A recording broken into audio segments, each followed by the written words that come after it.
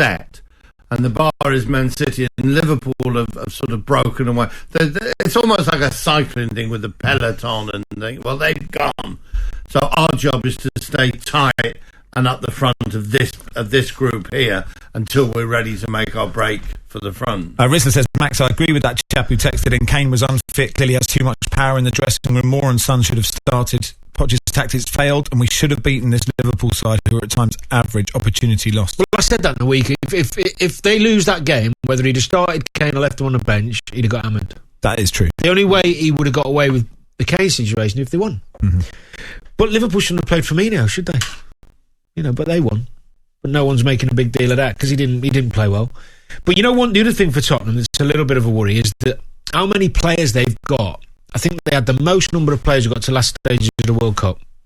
Yeah. Remarkably difficult season in terms of number of games this season. And then you've got Nations League.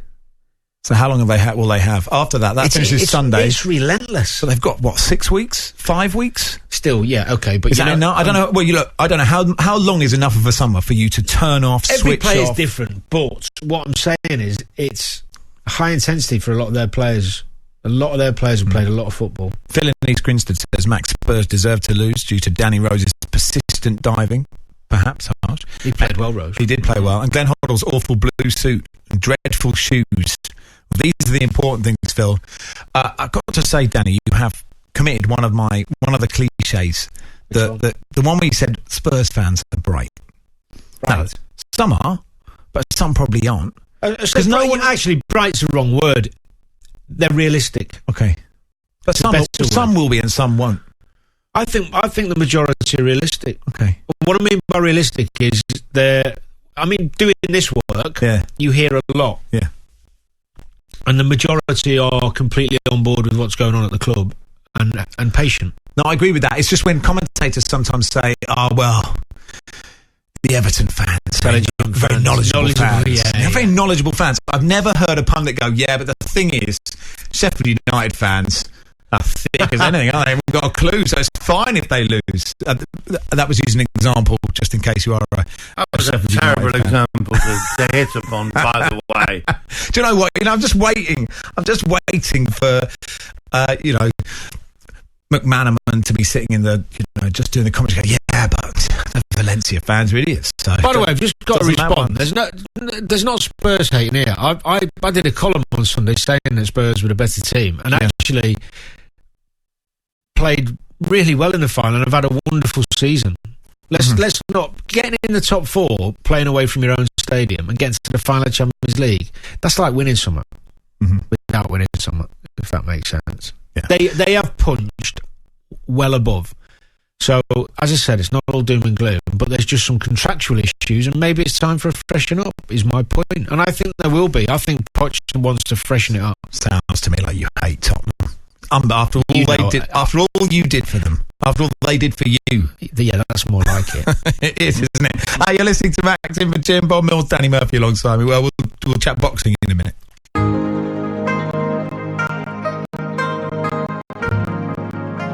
Lekker hè? Zo'n zen-momentje voor jezelf. Experience it. South Africa, didn't they? They did, well, but it's very much a batting team. Oh, I don't think they've got pace up top. They've got wicket taking in the middle overs. They've got. He's on Instagram, and he's a Twitter fan. On the Ashes tour, nothing sucks, but he'll have to do. And here he is, turning at the top of his run. Certainly, not everyone has made it to their seats so far. Outside the off stump, left alone as the ball goes. And let's hear the batsman's jingle.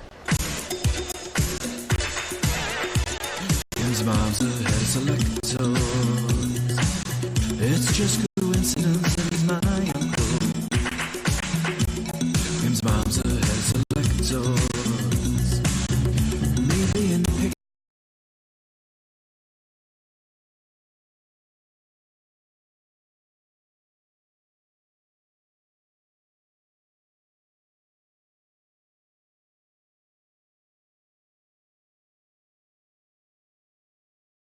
I think so. 1 for no wickets. Yeah, the ball was arrowing towards him, but he failed to get his hands to it. Yeah. Okay, that's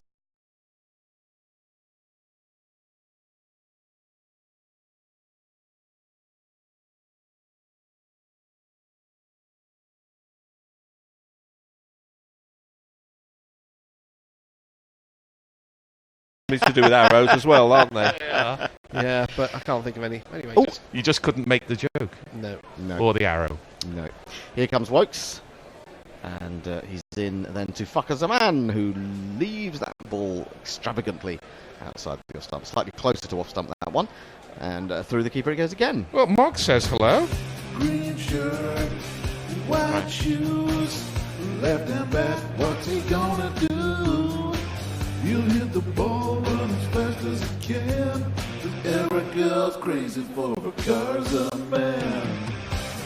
Mog says hello. Hello, Mog. Great to have you along.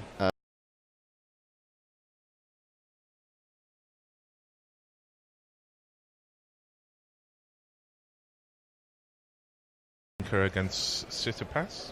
Oh, yes. That was a good 5-setter, wasn't it? This is chopped square. And it's found the way through. Not a particularly edifying piece of fielding. I think it's going to go all the way. It is. And England's fielders really made a mess of that.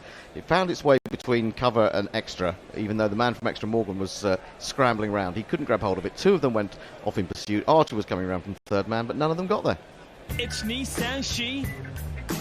It's me, Sanshi. It was... so Jason Roy was saying, come on, Joffre. You do it. Get that. You do it. I'm not going to be able to make it. After you, Claude. 5 for no wicket. Good start for Pakistan, and one of the slips has already come out. Wokes in again, driven well, but straight up to mid-off, and there is no run. Moeen Ali does the fielding. Has anyone heard of anyone else called Joffre? No. Okay. No, I keep wanting to call him Jordan for some reason. Jordan Archer, but that may be because he's a mate of Chris Jordan. I don't like the A next to the A. I think it's quite hard to go Joffre Archer. Joffre Archer. How about just Joffre Archer? Joffre Archer. It's a bit like, I'm going to call him Jeffrey Archer. Genlo, or whoever her name is, Jennifer Lopez. Fucker waits again and drives aerially, but away from the man at cover, who puts in a dive but doesn't get anywhere near it, and runs are flowing for Pakistan. 9 off the first over. Wow. Imam has 1, Fucker Zaman has 8.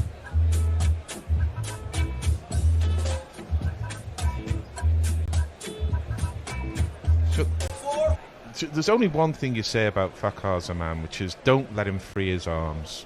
And Wokes has allowed him to do that a couple of times, I think, already. You've got to bowl a tight line to Fakhar Zaman. On his day, he can be fantastic, but don't let him free his arms. Well, the thing they were talking about during the other ODIs was the fact that when Archer especially was bowling to him outside the off stump or just outside the off stump, he doesn't tend to move his feet, and if he throws that bat at it and doesn't get it quite right, he can nick off quite easily. In the modern way, he does move his feet, but he doesn't move his feet towards the ball. He actually clears the front leg out of the way, so it exacerbates the problem that he has with the ball. It pitches probably around leg and middle, and then just offers to move away a little bit from the left-hander. Anyway, it's going to be Joffre Archer to bowl. And Archer, Not only handsome, but also A secret agent. That's what I am. yes, we're joined by Arthurshire, who doesn't fancy either of these sides to make the semi-finals. What? Interesting. Put a bet on. Here comes Archer into Imam, and now he's found the edge already. It's squeezed down to third man into the breadbasket, but it wasn't. And the score moves to 10. There is some suggestion that both sides are going to try and pepper with short bowling. I think Yes. Trent Bridge is probably not the ground to do that, because I agree. you've got short straight boundaries, and you can easily get top edge sixes off a short ball by just going through with a shot and getting something on the ball. I think that's also true of the fact because there's quite a strong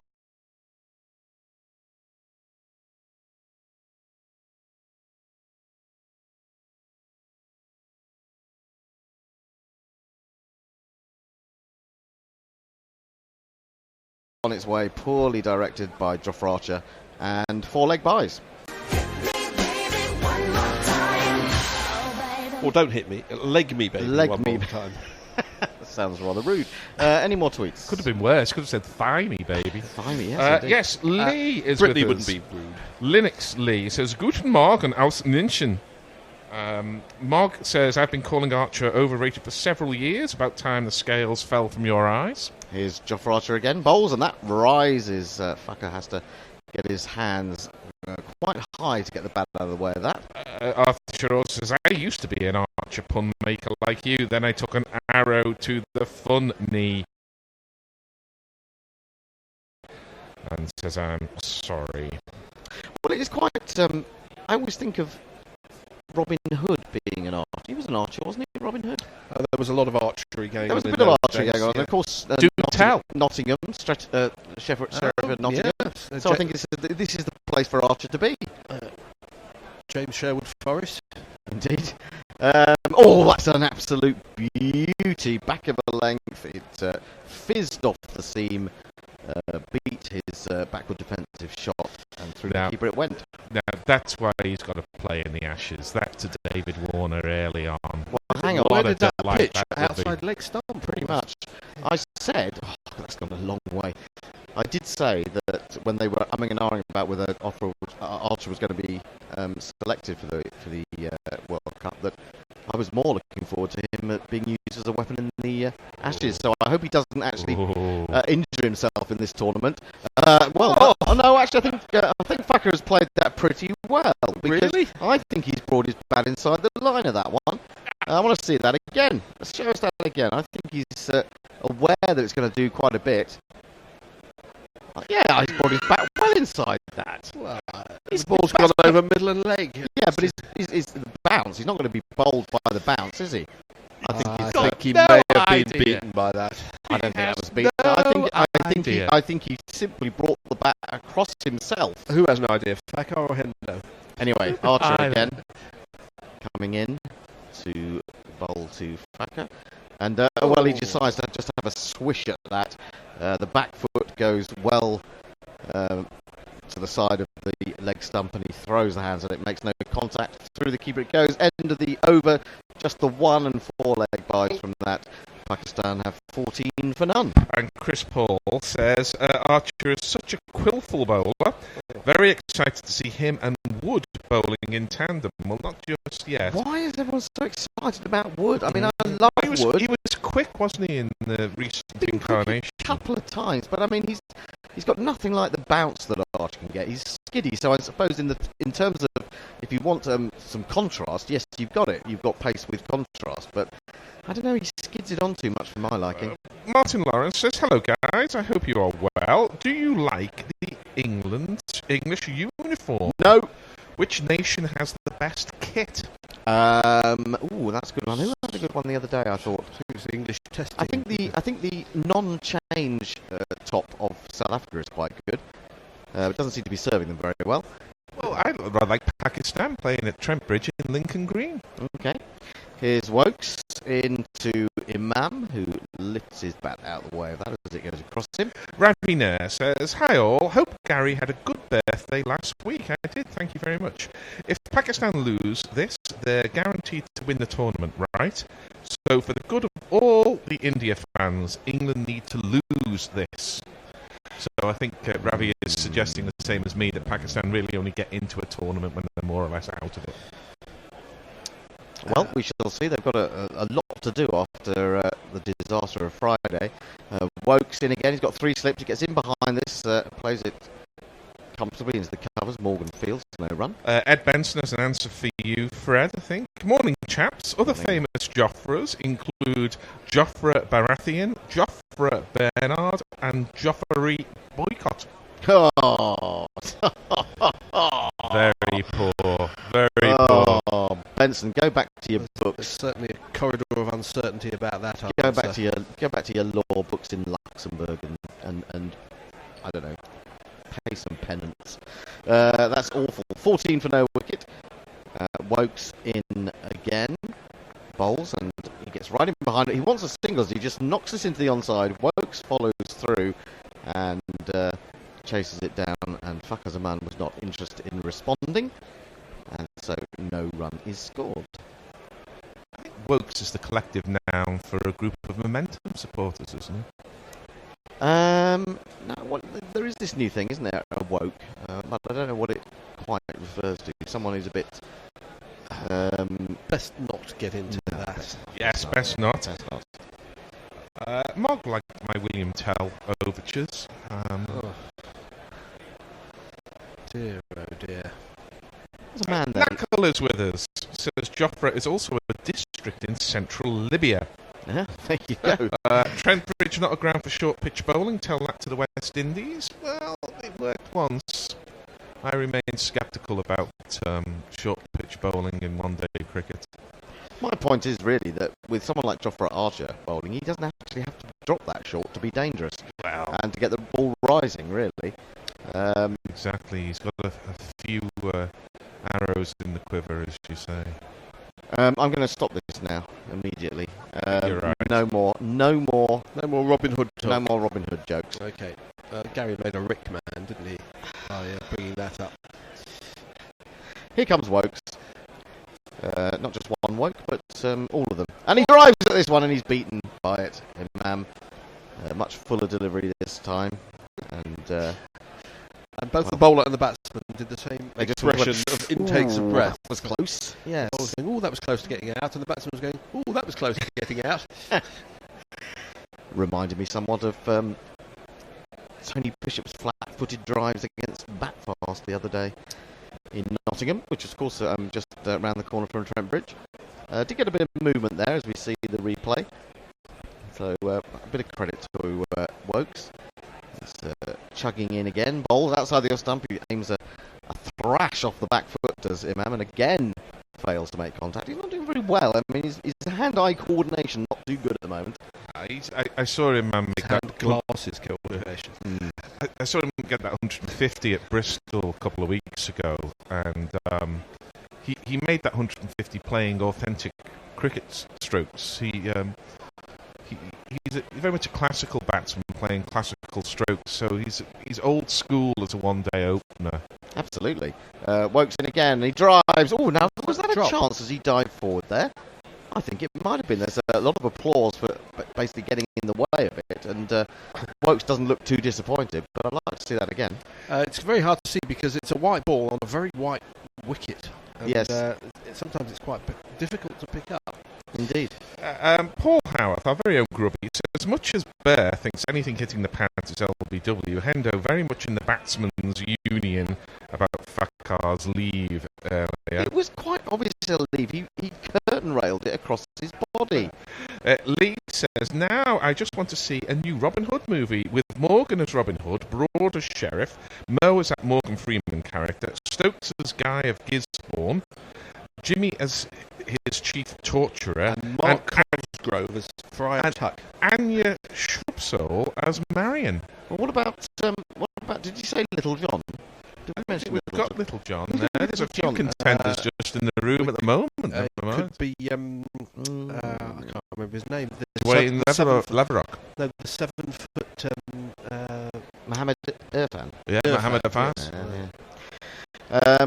It's 3 slips for Archer as well as he starts his second over. There's a man at backward point, long leg, and the ball moves away off the seam, but it's left alone by Fakar, getting his arms and hands way out of the way of that one. Ed Benson says, I thought I hit the bullseye with my Archer. What time is it in Canada? What time is it? What are you He's in Luxembourg. Luxembourg now, isn't he? That's right. Yeah, good point. What time is it in Luxembourg? Who cares? 1950, something like that. We're just seeing how Fakar's man got out in the first match against the West Indies, where he basically headed the ball into the stumps. Jofra in again. Oh, well, if you can't play straight back shots, you might as well hammer it away through square leg, which is exactly what he's done. He hit that really well. 4 runs. The number of the day. Who could ask for more? The number of the day is 4. 12. There's something about Fakar that you feel that he thinks to himself, I'm not going to be here very long, so I might as well just play a few shots and see what happens. And sometimes, of course, it comes off, he gets double hundreds. as he did against Zimbabwe last year. He's waiting again for Archer, who is in. Better ball that dies on its way through to Butler, who then mishandles it, and they might get through for a bye here, I think. Yes, they have indeed. It really did die in the pitch, didn't it? It kind of died after it went past the batsman, didn't it? And Yes, it did. it just bounced horribly in front of Butler. Probably should have done better. But they do get the extra. For those of you who've never been to Trent Bridge, think of basically circular ground with a line drawn between the absolute north point and the absolute east point, and shaved off. It's a very strange ground in that it's lost some part of its area. Short ball, which Imam ducks under. That description strikes a chord with me, right? Well, I'm not quite sure how to describe it in mathematical or geometrical terms, but Just giving you the word chord. That's how to do it. Well, what is the newer stand that's as we're looking now? the ugly towards, stand with the V's. what's that called? Good question. I can't remember what it's called, but I think that's where they chopped off a large section of the ground.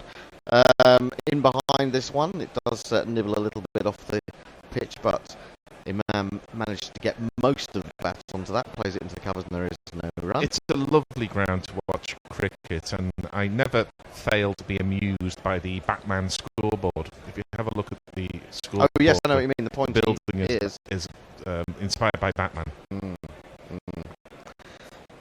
Batsman, but Batman. well, sometimes. Well, Batman. one of the reasons it's such a good watching ground is that it's quite small, and you're very close to the action. Archer bowls, turned into the onside. Archer decides to go after it himself, but he needn't because he has a teammate to do that job for him. It definitely feels like a cricket ground rather than a stadium. Yeah. Even though the two stands are quite large, you never lose the fact that you're in a cricket ground.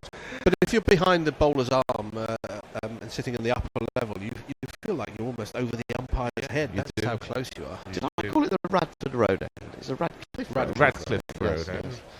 Yes. Chris Tyndale says, how many first-class runs would you guess Mickey Arthur and Trevor Bayliss have? They both had more than I expected. Oh, I really don't know. I have absolutely no idea. Well, there used to be a lot more first-class cricket played, of course, and Where? you get well, not in Zimbabwe, but I suppose the Shield. There were No difference in Australia. No, but it's surprising how many players have got sort of 10,000 first-class runs. If you play sort of, a decent career, you can amass 10,000 first-class runs quite easily. Wokes into MM, who plays that nicely on the up, but it's straight to Moeen at mid-off, and there is no run. David Midgley says, I rather like the Sri Lankan kit. The Proteas look like they should be directing traffic. Well, I didn't like the them a couple of change weeks. kit, the yellow top and the green trousers they had on yesterday. Oh, I thought they that haven't all was got pretty poor. 2 kits, have they? Yeah, and yes, allegedly, they do. God, India will be revealing their new top against South Africa on. No, they won't need to against South Africa, but I think they will do it against England anyway. Who else do they play that's sort of bluish? I don't think there is anyone else, is there? Afghanistan. Wokes bowls just outside the line of off stump. Imam's in behind it. Plays it back to the bowler. No run. We are joined by people on Facebook as well, so you can see us, should that be your thing. Oh, that's On people on Facebook. Cricket Tracker watching us Yeah. from India and Pakistan and Bangladesh and Afghanistan and America. Capturing some of the mood on Facebook, Sudaria Nawab says, Pakistan, Zindabad. Zindabad, indeed. Well, they need something. They're 20 for no wicket. We're into the 5th over. In comes Wokes again. 2 slips now. He comes down the wicket, Imam. And that is a wonderful shot. He's lifted it up and over long on into the stand. He's hit a wonderful 6. 2, 4, 6. Well, as we said, Imam mainly plays orthodox cricket shots, but that was far from orthodox. He came down the wicket to the medium pacer and then slapped it over long on. But it was still a controlled shot. It was a controlled shot. It was sachet. He didn't get his head up. He kept his head down. He swung through the line of the ball. It's not every day that in ordinary first-class cricket as this one finds the edge and flies through where a third slip would have been, all the way down the third man boundary for 4.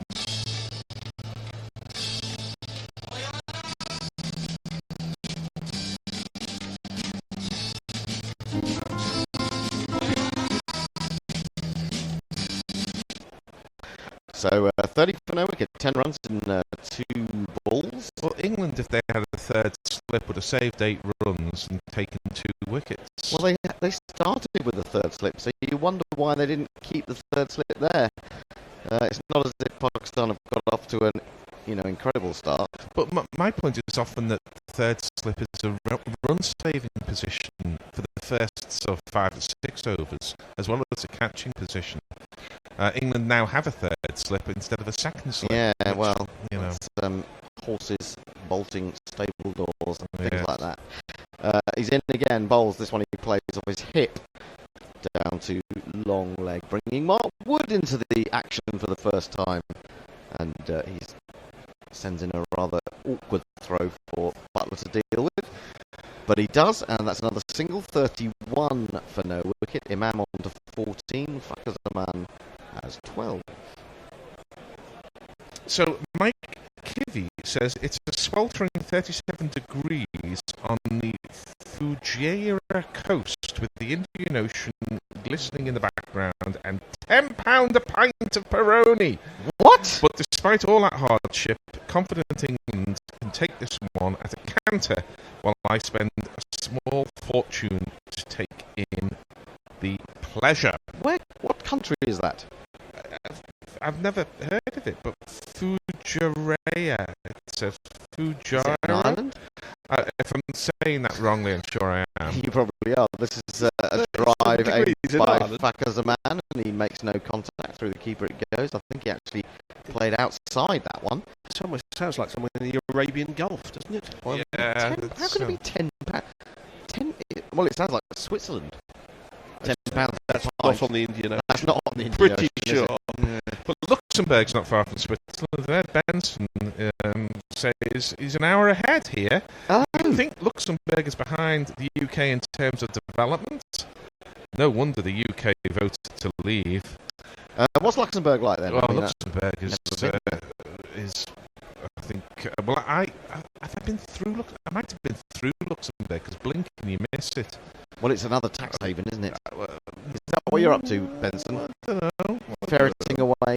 Actually, if you want to, you can ferret away everything that the gorilla has earned and put it into some sort of high yield You account. couldn't buy a ferret for that. Archer starts a new over, bowls. And now it's interesting field placement is a leg slip.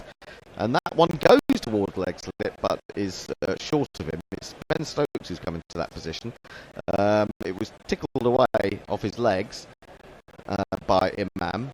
And it was Bairstow in the end who did the fielding after Stokes half stopped it. Yeah, it's a pretty good half stop. We must have seen that late, but it just allows Archer to keep that tight line that he's looking for. There's lots of changes though, isn't there? Because they're now immediately for the new, well, not the new batsman, but for the other batsman, he comes out to square leg.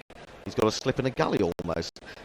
Short ball and really well played this time. He got it to ground, rolled his wrists, and that goes through the vacant square leg area for one of these.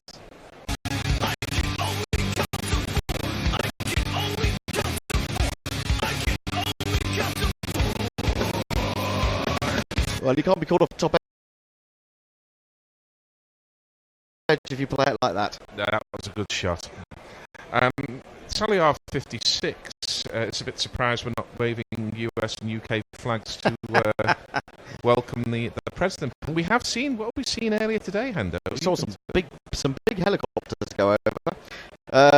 Full driven by Fakhar Zaman, and that was an example of the way he opens himself out. It certainly wasn't a classical off drive or cover drive.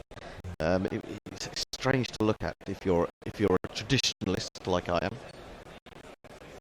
Yeah, we did. We saw a couple of Chinooks, I think it was, going over. Those big ones with 2 rotor blades. You know, I was trying to avoid the Robin Hood puns, but I've got to read this one from Grubby.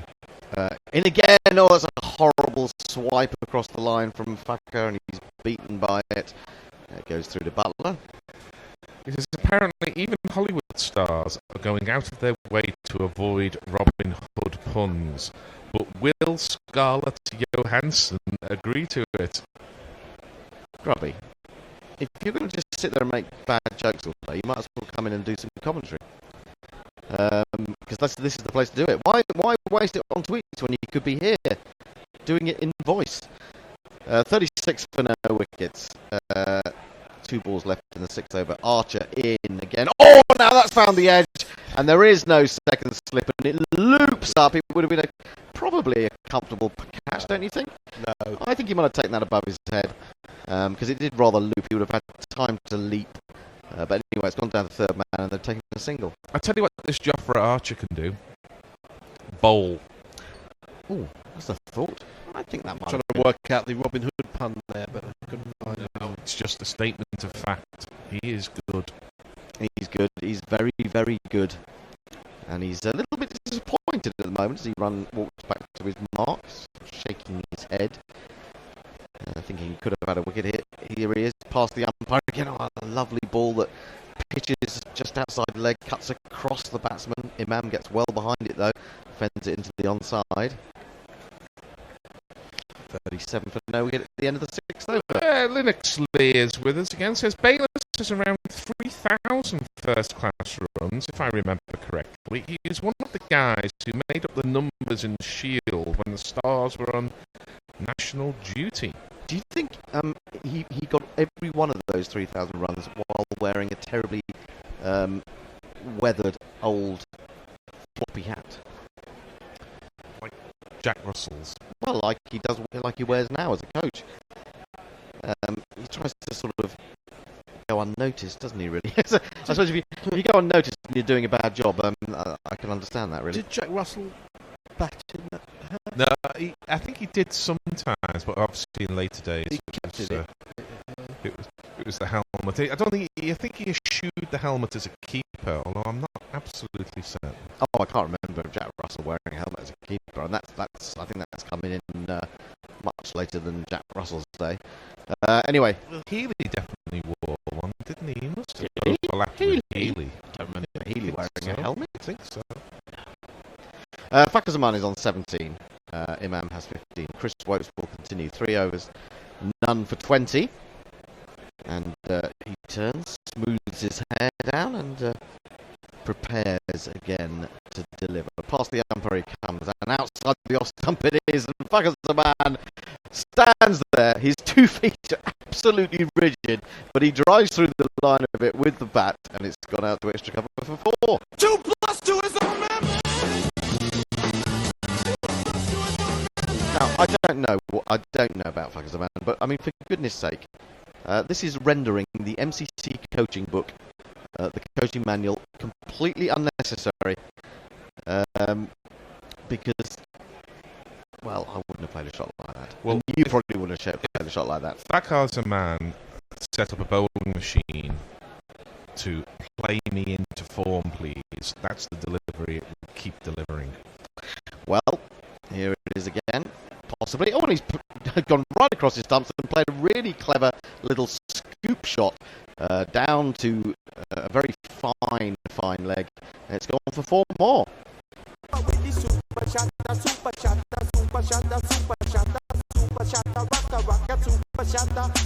This is a little bit of a conundrum for Wokes to solve. And on first-class runs news, Mickey Arthur has 6,657 first-class runs, more than Roy or Morgan. I always thought he had only played a handful of games, but he actually played pretty consistently over 10 years.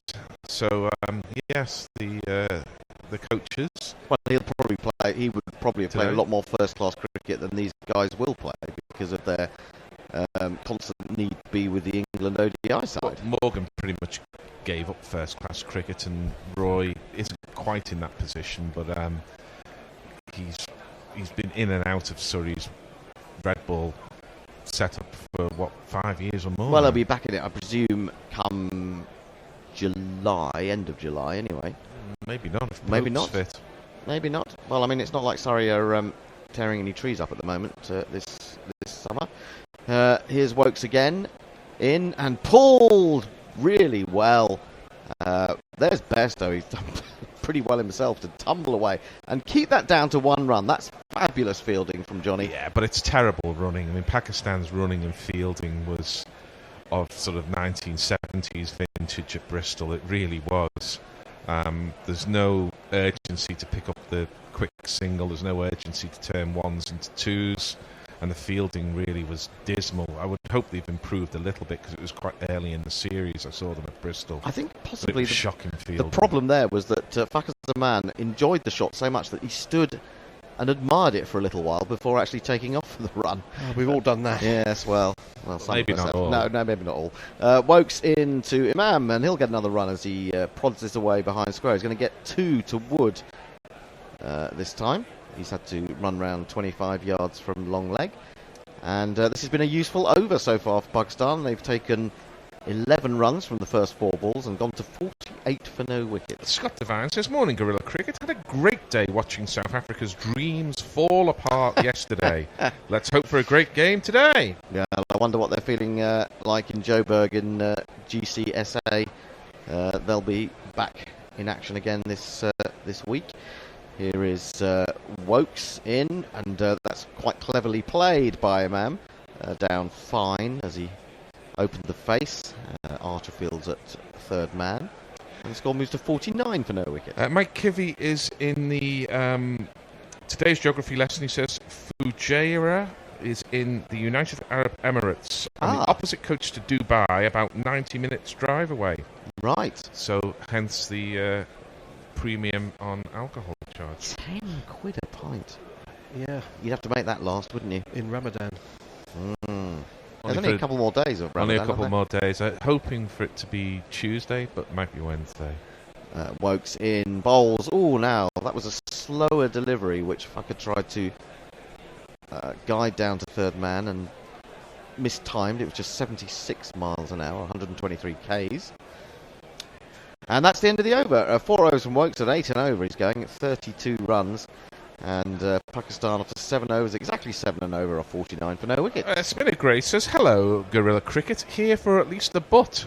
I think she means a bit. Oh, maybe she means a butt. Who's any particular butt? Yeah. This will be competitive or short, but entertaining either way. Well, they've made a good start, Pakistan, 49. I won't say they've seen off Archer, because Archer's probably going to bowl at least 1 more.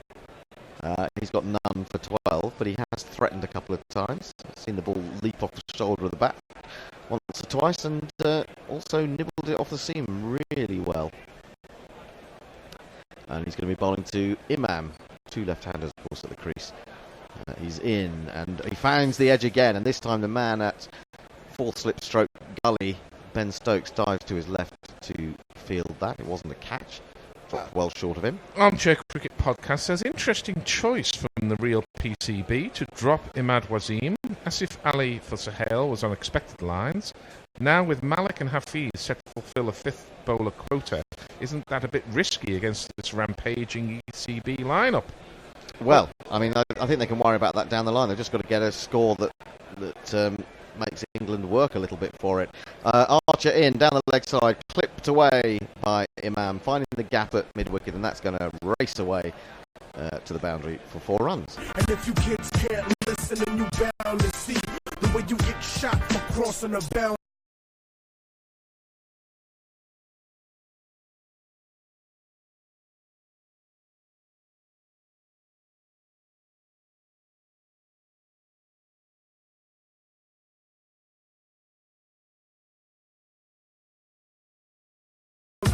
Crossing the boundary.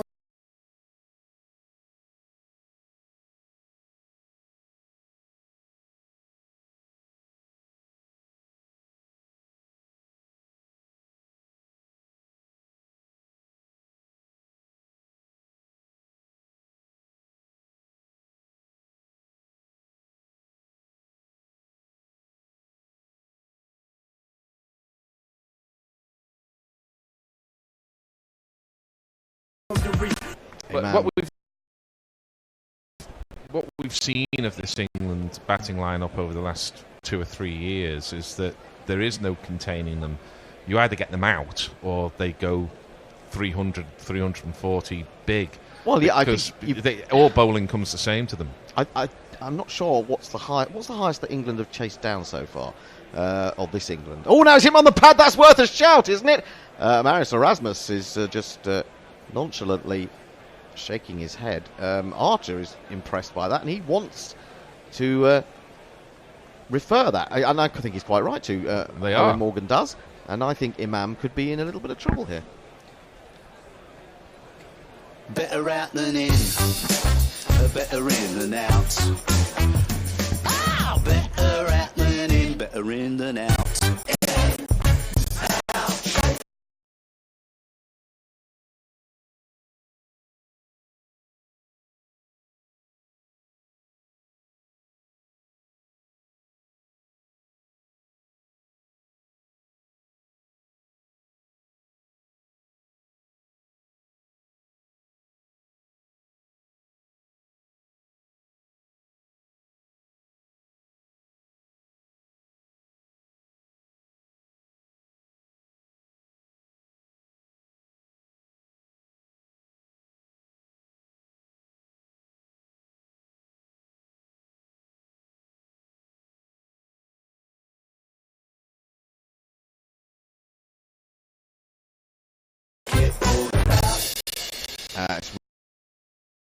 Ruchira Palyaguruj, or Guruja, who is the third umpire, and that's certainly not a no ball.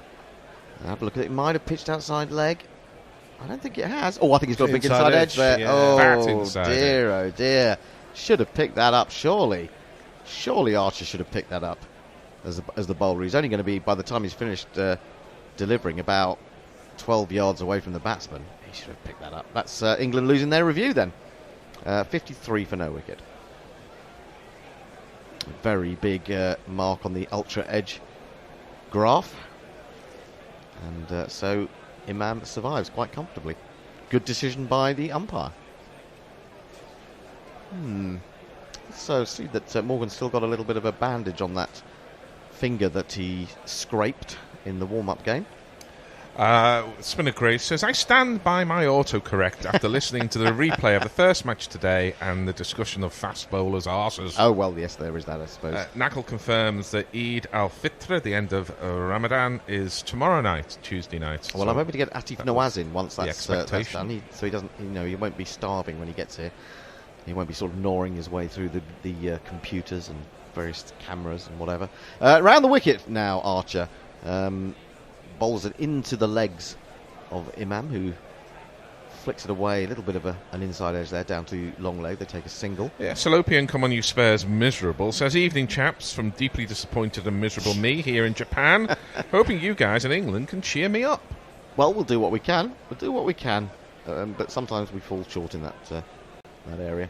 Current partnership, 55 between these two. These two, of course, have the highest opening stand that Pakistan have produced in ODI cricket. Now that's right over the top of the batsman. It's almost out of the reach of Butler, who leaps up, gets a finger to it. They've got through for a bye, and a wide is given as well. So a couple of runs there.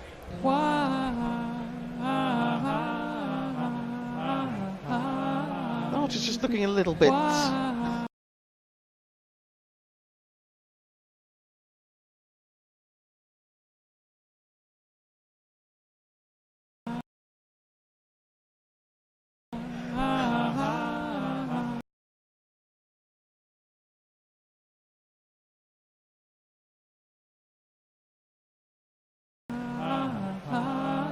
Yeah, I think that's a bit unfortunate because Imam's gone right down on his knees to weave out of the way of that one. That's well above his head, even if he's standing up, I think. You think so? Yeah. Maybe a little. He's going to come back over the wicket now to Imam. Just so changing things around, just giving the batsman a couple of things to think about. And here he is. It was dead straight line. Swung away. I think it must have been a slower ball. Waited for that. It was quite an ugly hoik by Fakhar Zaman, but he's got it down to Adil Rashid at deep backward square. and comes back for the second run. Yeah, 59 for no wicket. He likes the inside edge of the bat, does Fakhar Zaman, I tell you that. Indeed. He does indeed. He's moved on to 28 from 22. We've seen he can be dangerous. He got 100, didn't he, in the second ODI? Was that at Trent Bridge as well? I've got a feeling it was. He and... I know... Where was Imam's 100? It was at Bristol. He's in again, bowls it short, and has Butler got it this time? Well, I think so. But it has also been signalled wide again by umpire Erasmus, who then says that's 2 for the over. Wide. 60 for no wicket. Yes, I think Archer's just getting a little bit rattled here, which is it's interesting to see, because we want to know about his temperament as well as his physical attributes. And well, he'd been told that was his 1 for the over. So even if it's not a wide, it's a no ball, isn't it? Isn't it? Or should it be a no ball anyway, and then a free hit? Well, that's a good question, isn't it? I think you only get the free hit for the front foot no ball, don't you? No, you get for all no ball. Oh, do you? Okay. Slip is in. Man at on the 45, and that's forced into the offside by Fakhar Zaman. Are they going to come back for a second? Yes, they are. He didn't time that at all, actually, but it still needed chasing down. It's the end of the over. Archer's gone for, I think, 13 in that over. Yeah, scrappy and, over. It wasn't a great over, and Pakistan doing quite well. So Tim Part is with us, saying, I consulted Summer Yale on my choice of Pakistani opener for my fantasy league team. She said if you want someone solid for the whole tournament, pick Imam. If you want a 3-game thrasher, go for Fakhar. Well, I suppose in one sense they should, add to each other's abilities, shouldn't they? You can have someone who really gives it a whack, and someone who's solid and will stick around. 62 for no wicket after 8 overs is a good start. I mean, they're still 303 short of the highest opening partnership in 50-over cricket. It's true. Which for the last few weeks has been Campbell and Hope. 365 for the first wicket. That must have been fun. That was at Malahide, wasn't it? I believe it was, yes. Anyway, change of bowling. First change of the morning. Out of the attack comes Chris Wokes, who went for 32 off his 4 overs. And England turned to spin. And it'll be this man. Prince Ali, fabulous he, Ali Ababa. Genuflect, show some respect.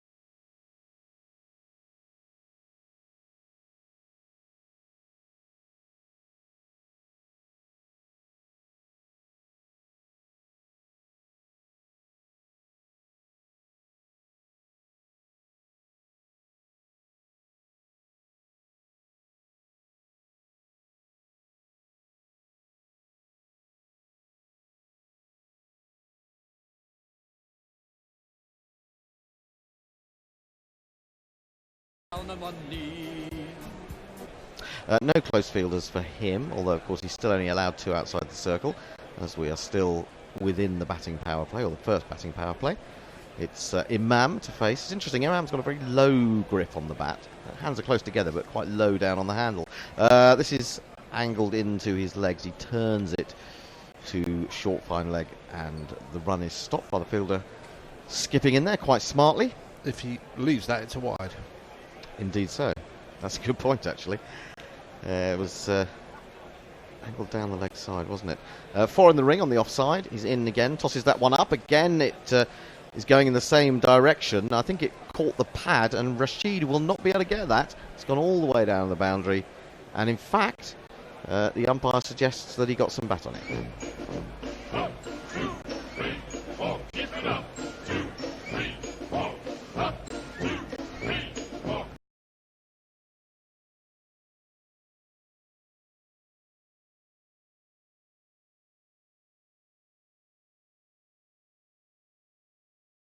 Keep it up.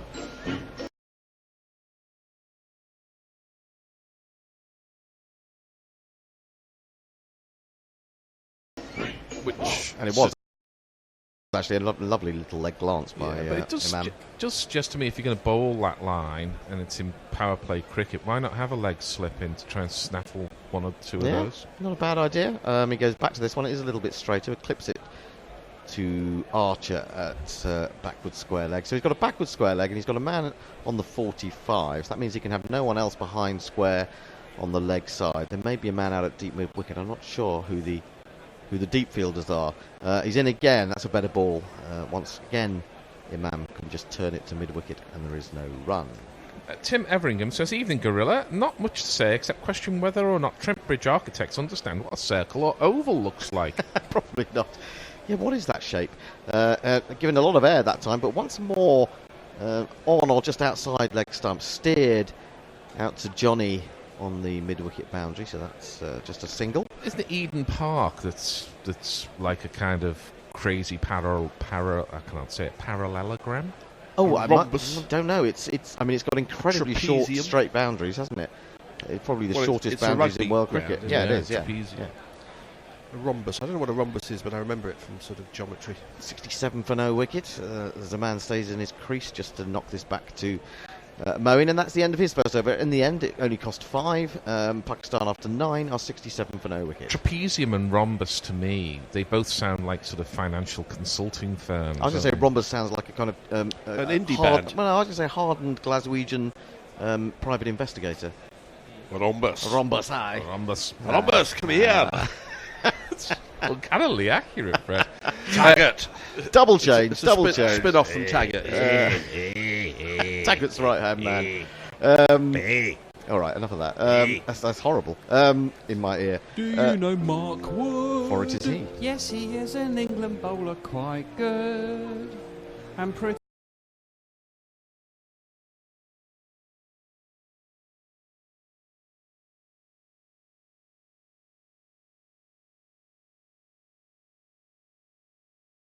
Quick. So just a normal guy.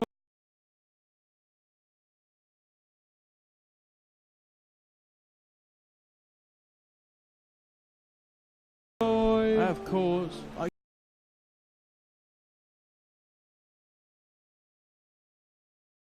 Except for just one thing. What? He thinks that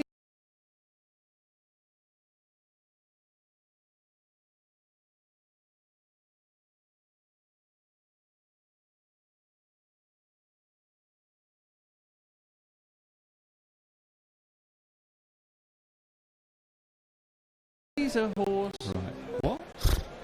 Well, he's going to bowl his first ball in World Cup cricket. Right arm fast, 29 years old and 29 in the ICC ODI rankings. He's going to concede 29 from this over. Could well do.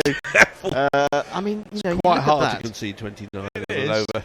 You look at that and you Brad see... had a decent go at it in his last one, though. His average is up there at 44.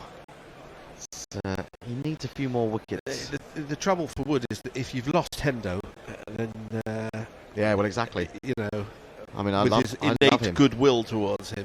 Well, he hasn't lost me. I want to see him do well, obviously I do, but I'm not sure that he will do that well. We shall see. Here he is, steaming in to bowl to Imam, and Imam meets this on the front foot. That's perfectly good and technically correct forward defensive. Okay, that's only his first delivery at 87 miles an hour, but what I always think of Mark Wood is that he's a 90-mile-an-hour bowler, or he's not a international bowler. If he's not up at 90, I don't think he's got a lot else in the locker. Well, I think he has developed a little bit a ball that does swing, but I'm not sure that he uses it enough, or even actually it comes out the right way for him when he's looking for it. But as you say, he's got that speed, but he hasn't got the bounce that someone like Archer has got.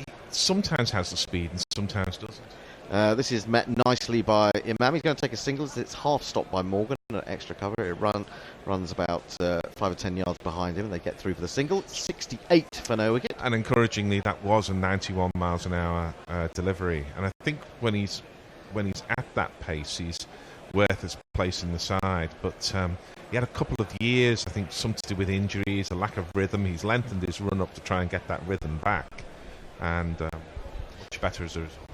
So what you're saying is sometimes he's consistent and sometimes he isn't. He has spells of consistency. He's having a chat already to Owen Morgan about something. I think spells of consistency supported Talking Heads on their first tour. Yeah, they did. Yeah. The run rate is up at 7.29, 68 for no wicket, and here comes Wood again.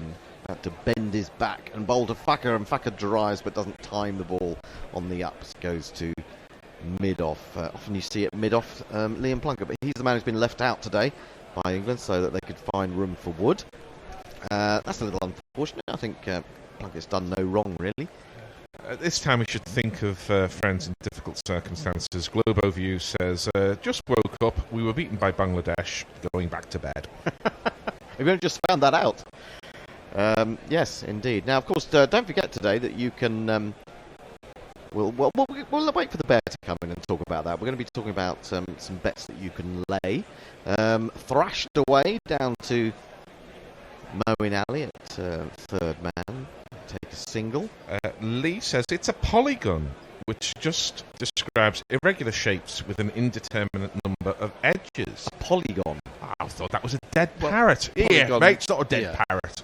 And yes, polygon is anything which isn't any other shape, isn't it? Yeah. Well, I mean, we've got this thing now on the TV. If you're not watching, where they draw a line between all the fielders, and that's making a pretty odd shape as well, to be honest. That's just confusing me more between fields. I think this is just something. But they missed one out. I think this is just confusing me more than the 100. Anyway, here's Wood into Imam, and Imam goes down on his knees and then takes his head out of the line of the ball. I watched the Number File video over the weekend. I do enjoy Number File, and it was about a frog swimming in a pond and a cat trying to...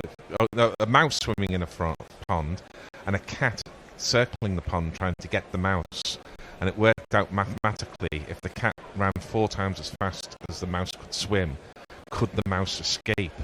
And in a very limited set of circumstances, it could. Well, I'm completely lost to that conversation because I was talking to the Nestle boys, just walked in, and I didn't hear the beginning of it. All I heard was cat, mouse. You have to tell me that one off air again. Wood in, bowls. Oh, no, that's a goodie. Back of a length, it does rise and has Imam in behind it, but unable to lay bat on it. That is the end of the power play. 69 for no wicket. It's time for a change. Gary will move into the ball by ball chair. Nestle boy will come into the tweets, and Fred will stay where he is. Bet your way with Gorilla Cricket. We partnered with Betway to bring you daily World Cup special offers. Available only to Gorilla Cricket listeners. Sign up at betway.com/GC Radio. That's betway.com/GC Radio. And help keep the bear up to his neck in beers. You get so terribly unruly without it. I really unmanageable. Turns into a bit of a bear, really. Nobody wants it. Do you want that? No. I don't think so. So, welcome Nestle boy. How are you? Good morning. I'm very well, thank you. This is all a bit Pakistan's sort of route.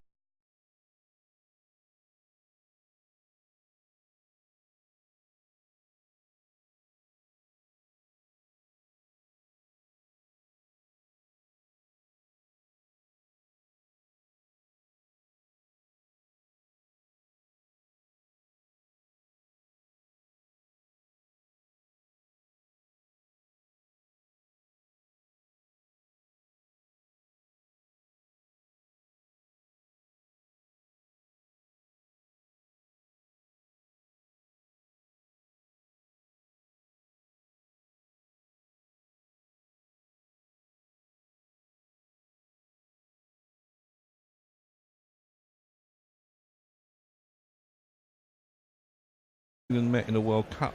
Shoaib Akhtar bowled 100-mile-an-hour delivery. The only cricketer still active in international cricket from that game is... In one-day cricket. No.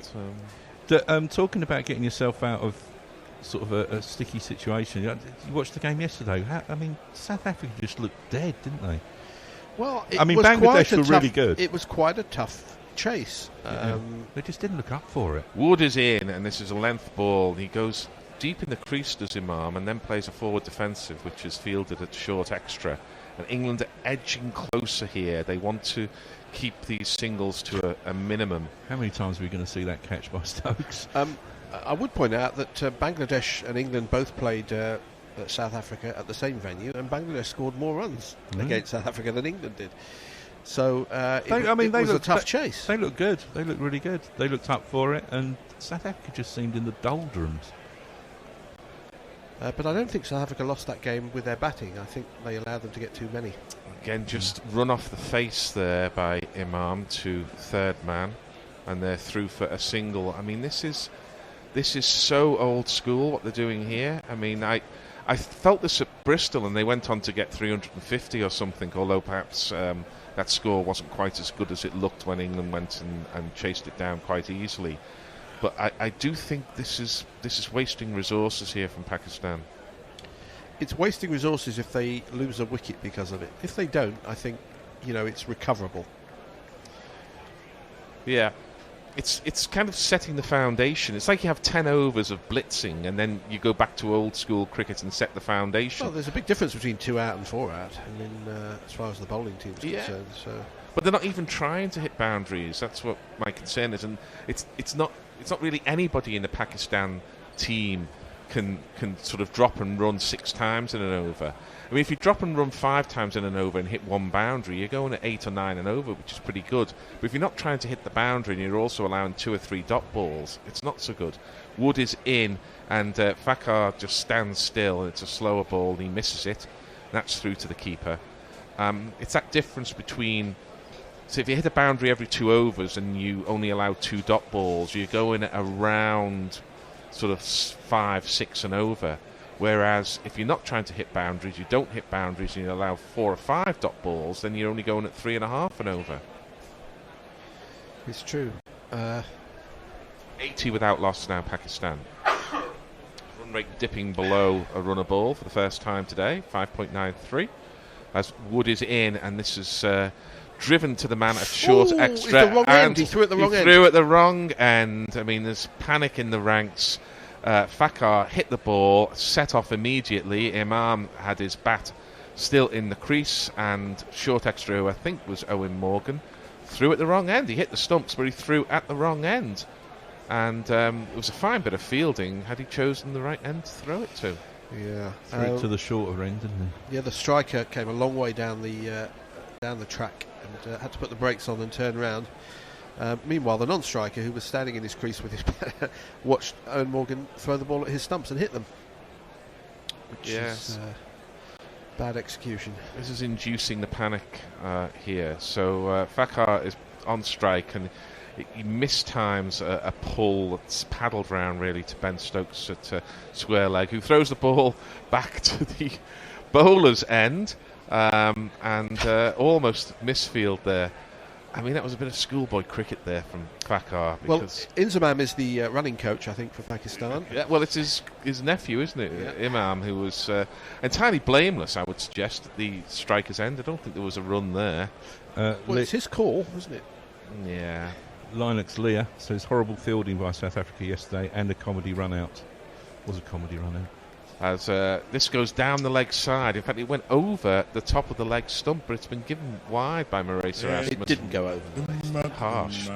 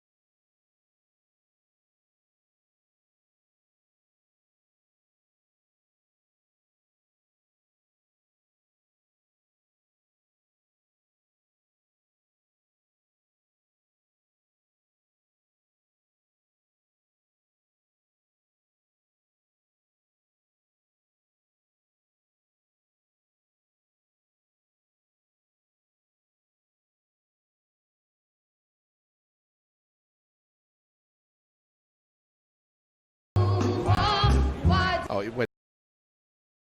it went a stump down the leg side. Did it? Yeah. Okay, well, that's a bit of a shame for England because the strangle is on. Just 2 dot balls in the over, but he couldn't finish it off because it's a wide. It's still only 1 run. It's still only 1 run, but he got to bowl the ball again. And Wood is about to do that. Last ball of the over often does go for the boundary, but no, it's just defended by Imam deep in the crease. Pakistan 82 without loss. I don't know how many runs I've had in my 4 overs, but it's not very many. It's you, Gary. I think it might be me. I think it's your running between the wickets. It might be, but Pakistan 82 without loss. How are we doing on the tweets there, Nestle boy? A bit quiet at the moment. We've got a problem with this laptop because the Facebook page is frozen. Let me try and... I think you pressed the play button in the middle of the screen. It's not working. Oh, okay. So let me just refresh that because there's probably some people chatting to us away on Crick Tracker. Yeah, going back to that game yesterday, I don't know. South Africa just looked a bit lethargic. Bangladesh were very good, I thought, but I don't know. The Saffers just didn't seem to be up for it. If their attitude was the same as our friends at Guerrilla Cricket South Africa before the game, which was we need to win this game well, as if to say we're going to win it, but we need to win it well, then perhaps that didn't help them. So here's Moeen around the wicket, and beautiful off break, which Joss Butler takes the bails off. England are very confident of this. They're going upstairs, obviously, for the stumping. Fakhar did come forward. One question: do I feel lucky? Well, do you, Punk? I think they think this is out. Yeah, it turned from kind of middle and off to beat the bat and the off stump, and Butler was very quick with the gloves. This is probably out, and Fakhar's looked like a man who's been going to get out for at least the last 20 minutes. You're 1 over away, Gary. That was 1 over away. We're waiting, decision pending on the Batman scoreboard. In fact, that's not the Batman scoreboard, that's the other scoreboard. There is a Batman scoreboard there. And what makes the scoreboard a Batman scoreboard? It has little ears that point out, up at Trent Bridge. Yeah. So Moeen showing that fine rotation of the shoulder round the front leg. That's where he gets a lot of his revs onto the ball. And we see the ball come out. It does pitch middle and off. It then beats the bat. Oh, are they going up for a caught behind? Joss Why are they showing us this? No. No. He's out. Back foot is out. It's going to be very tight, this, but I think he is out. The bails light up. The batter's foot is sliding. It's on the line. It's not over the line, and that will be given out by the umpire. It's a relatively straightforward call. Fakhar overbalancing onto his front foot. Good work by Joss Butler, who did not take a backward step. You can see both his feet in line there, which I like to see from an umpire, from a wicket keeper. He is standing a little bit far back, but that's the difference with stumpings. If you take that little half step back, that would not have been out, but sure enough, it is out. Beautifully bowled by Moeen. Fakhar got bogged down. England got the strangle on. They get what they deserve. 82 for 1.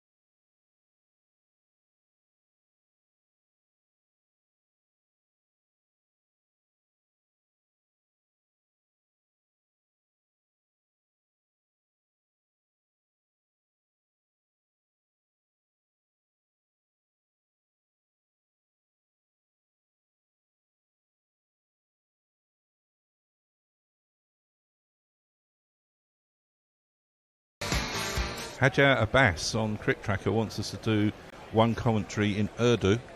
That would be interesting. We need Atif for that. And he also says target should be nearly 400. It can be saved. Ooh, it's a long way to 400 from here. Ali Raza Mughal says good start Pakistan. Abdul Ralph is giving us faces with hearts on it. So Shazed Khan says good luck Pakistan.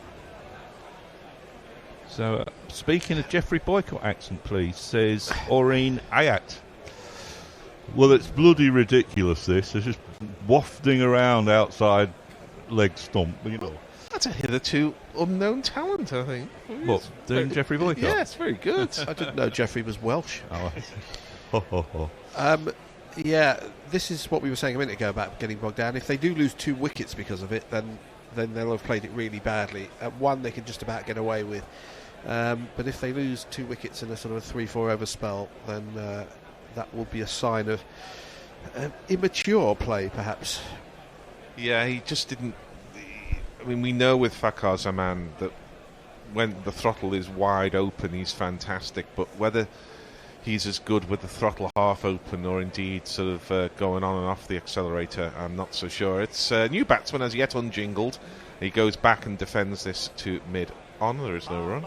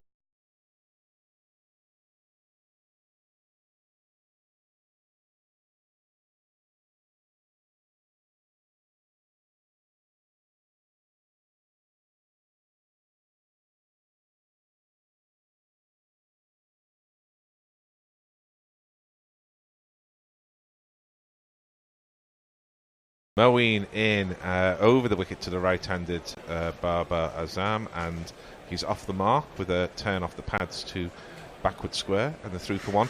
I'm often quick to cajole or criticise Butler, but he did really well there, because as the ball hits the gloves, there's no movement back. The arms extend and off comes the bail.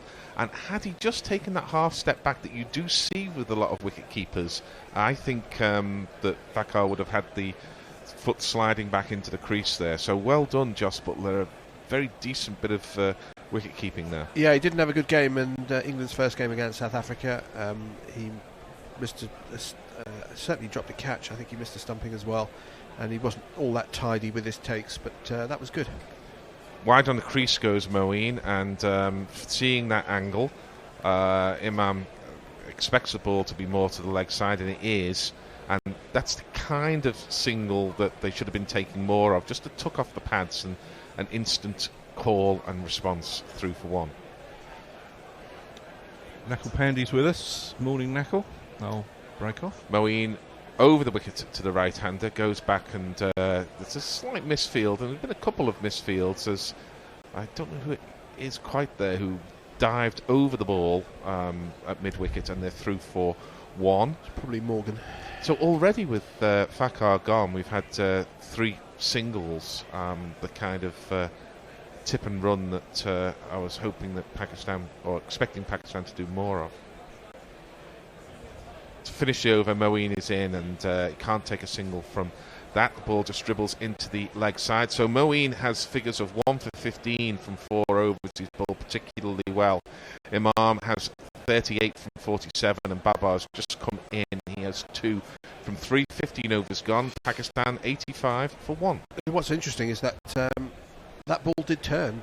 The ball that got the wicket from Moeen did turn, and it's an odd situation where England have got the better spinners than in a game against Pakistan, who are more likely to use the turning ball with Rashid and Moeen. Yeah, well, Shadab Khan, I think, is a handy spinner, but Imad who's not playing, had excellent figures over the last 12 months, but not with turn. He's not really a spinner yet. No. He's one of these slow bowlers who does a little bit with flight, but mainly sort of with darts, bottles you up, and then you get a leading edge back to him. Or he is Welsh. If Nestle wants to do his accent. Well, talking of accents, there's been a tweet about such. But first off, Knuckle Paddy says South Africa played into Bangladesh's hands by winning the toss and fielding first.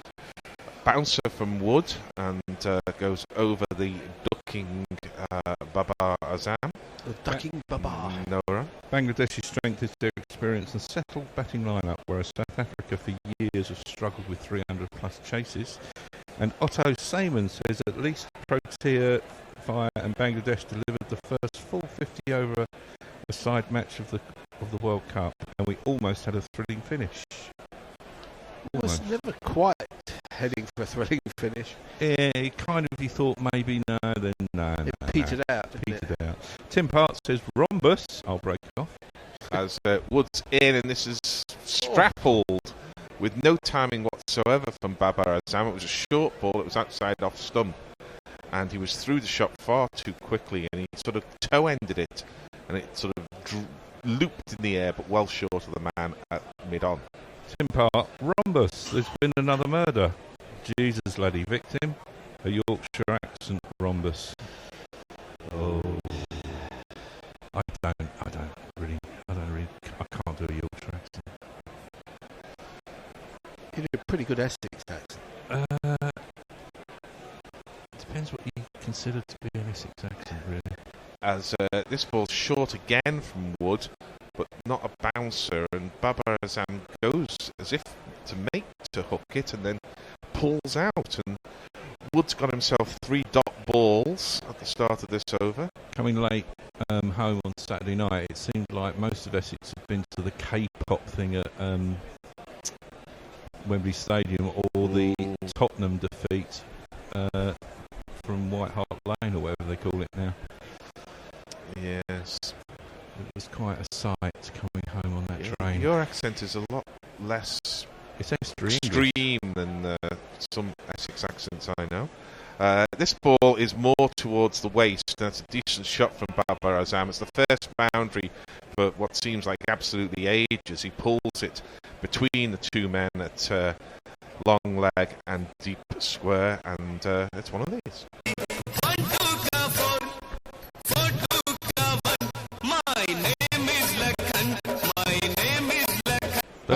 Those Essex accents you're talking about, Gary, aren't Essex accents. They're East End at Overspill.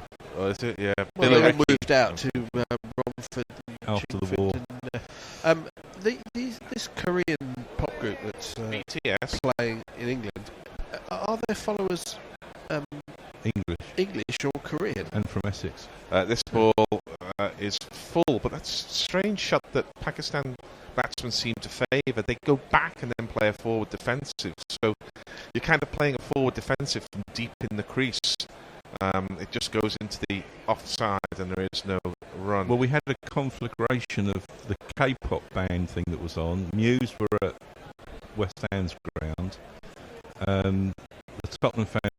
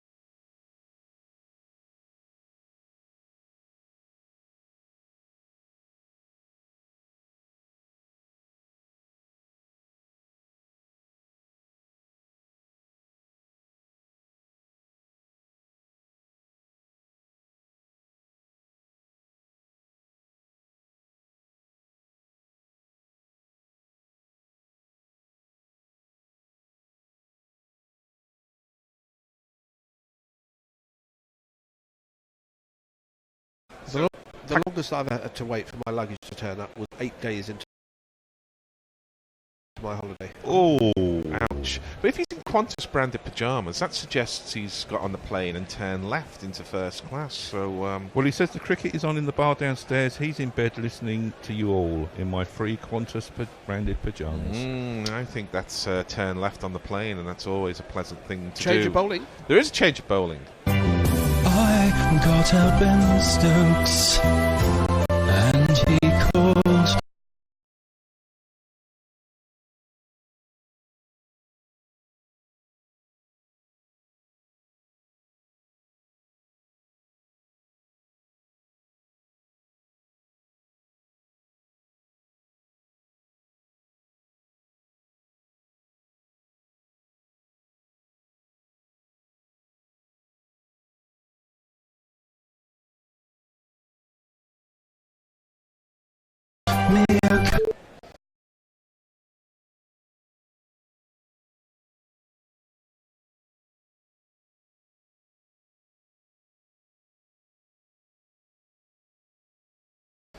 And Ben Stokes beats the bat of Babar Azam, who had no footwork and just left the bat out there. The only thing that was going to happen there was he was going to edge it to the keeper, but he didn't, as he missed it. And replying to Arthur Shear, Leah says, have you ever seen a K-pop performance? It really is a sign of the end of civilization. Sally R56 is with us. Given that Ian Morgan has already been suspended for a game for slow over rate, they don't seem to be tracking too well again. They never do. They never do. The complacency about overrate from all sides is just astonishing to behold. Stokes is in again. This is slightly down the leg side, and Babar Azam helps it on its way to Chris Wokes, who's down there at fine leg, and they're through for one.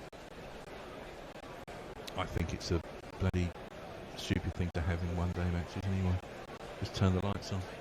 Yeah, but they would literally be playing at midnight. If you gave them a free hand, they'd be at 10 overs an hour. I promise you, it's astonishing how dilatory they are. Between the overs, conferences in the middle of the over, any amount of stuff being brought on and off the field. It's Ben Stokes is in, and he goes back. Does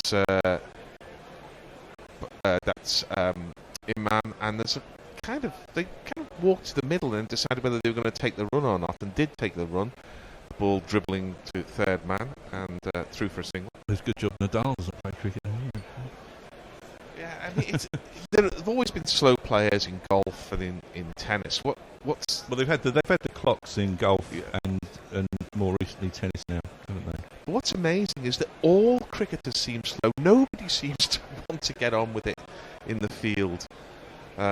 Ben Stokes is in. This is a fullish ball with a little bit of reverse, I would suggest there, and it's driven to James Vince, who's at deep point, and returned to Joss Butler, who's had a bit of a decent enough game. He let one through earlier on, which I thought he should have had the full barrier behind it, but he went with his gloves, missed it, and they were through for a single, but otherwise he's played well. Imam's gone to 40 from 51 deliveries. Pakistan approaching that 100, labouring towards it, it has to be said.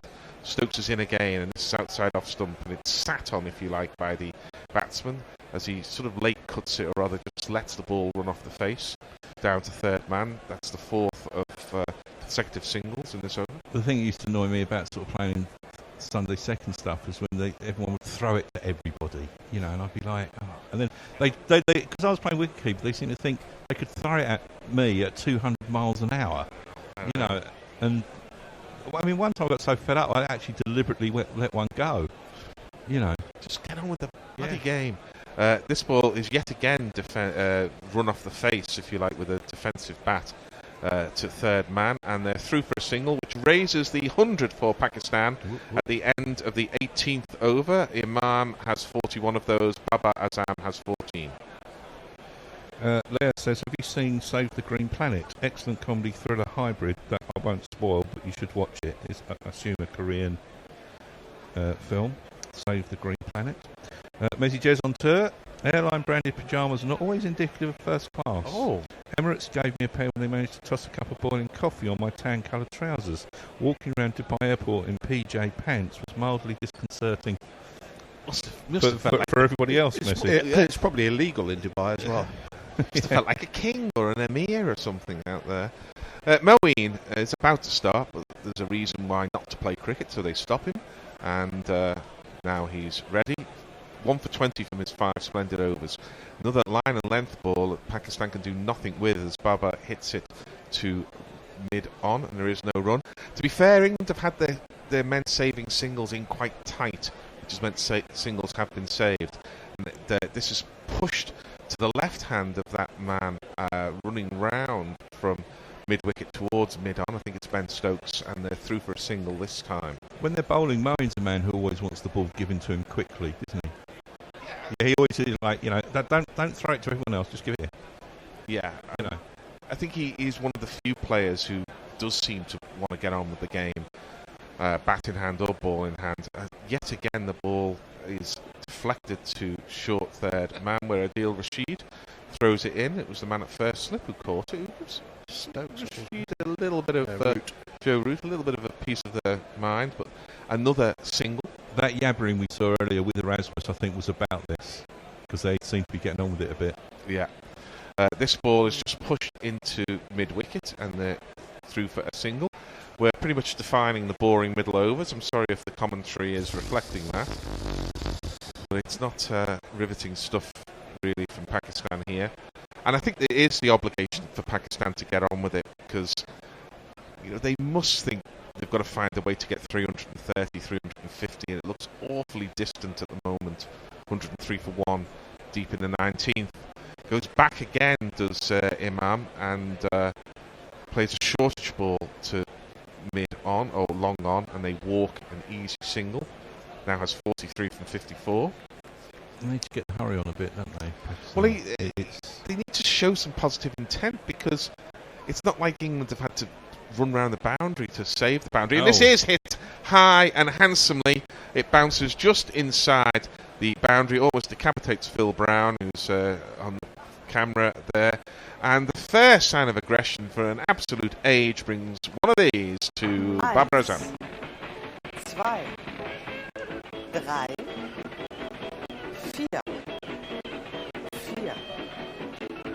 Isn't that Iman? I think it was Babar Azam, because they flick it round for the end of the over with the strike, and it was right-handed, so it was definitely Babar Azam.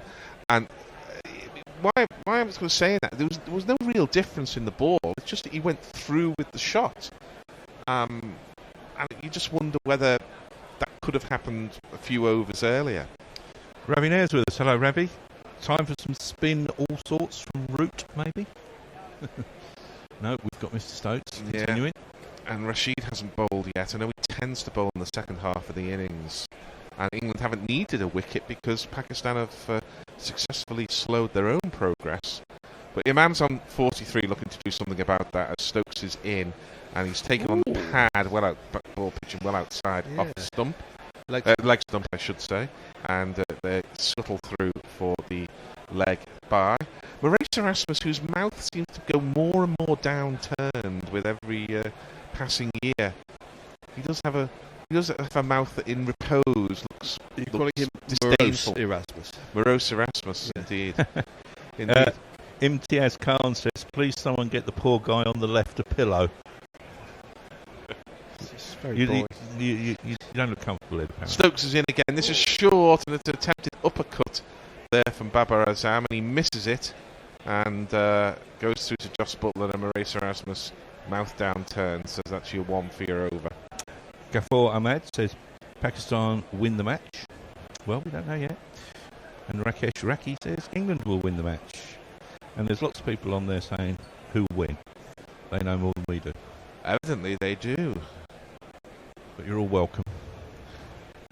So we'll have a change in the commentary at the end of this over as Ben Stokes is in, and this is jabbed by Babar Azam to third man. A lot of runs have gone down there, but only singles in the main. I think only singles gone to third we man. have had a 4 to third man. Have we? So I remember playing the jingle. Fair enough. Yes, I remember you bringing in the Harry Lime music. Yeah, yes. Mixed mastering. So a single though from that ball. So we're halfway through the over again with just the leg by and the single as Imam goes back on strike. Trent Bridge still not full, nowhere near full, which I think it's a bit disappointing really England playing Pakistan in a World Cup match. This ball is hit quite hard to the man in the Jonty Rhodes position, who I think is Owen Morgan, who shies at the stumps at the Jason Roy. Shies at the same initials as Jonty Rhodes. Yes. And, as indeed is Joe Root. Yes. And misses the stumps. He's a fine fielder, of course, Jason Roy.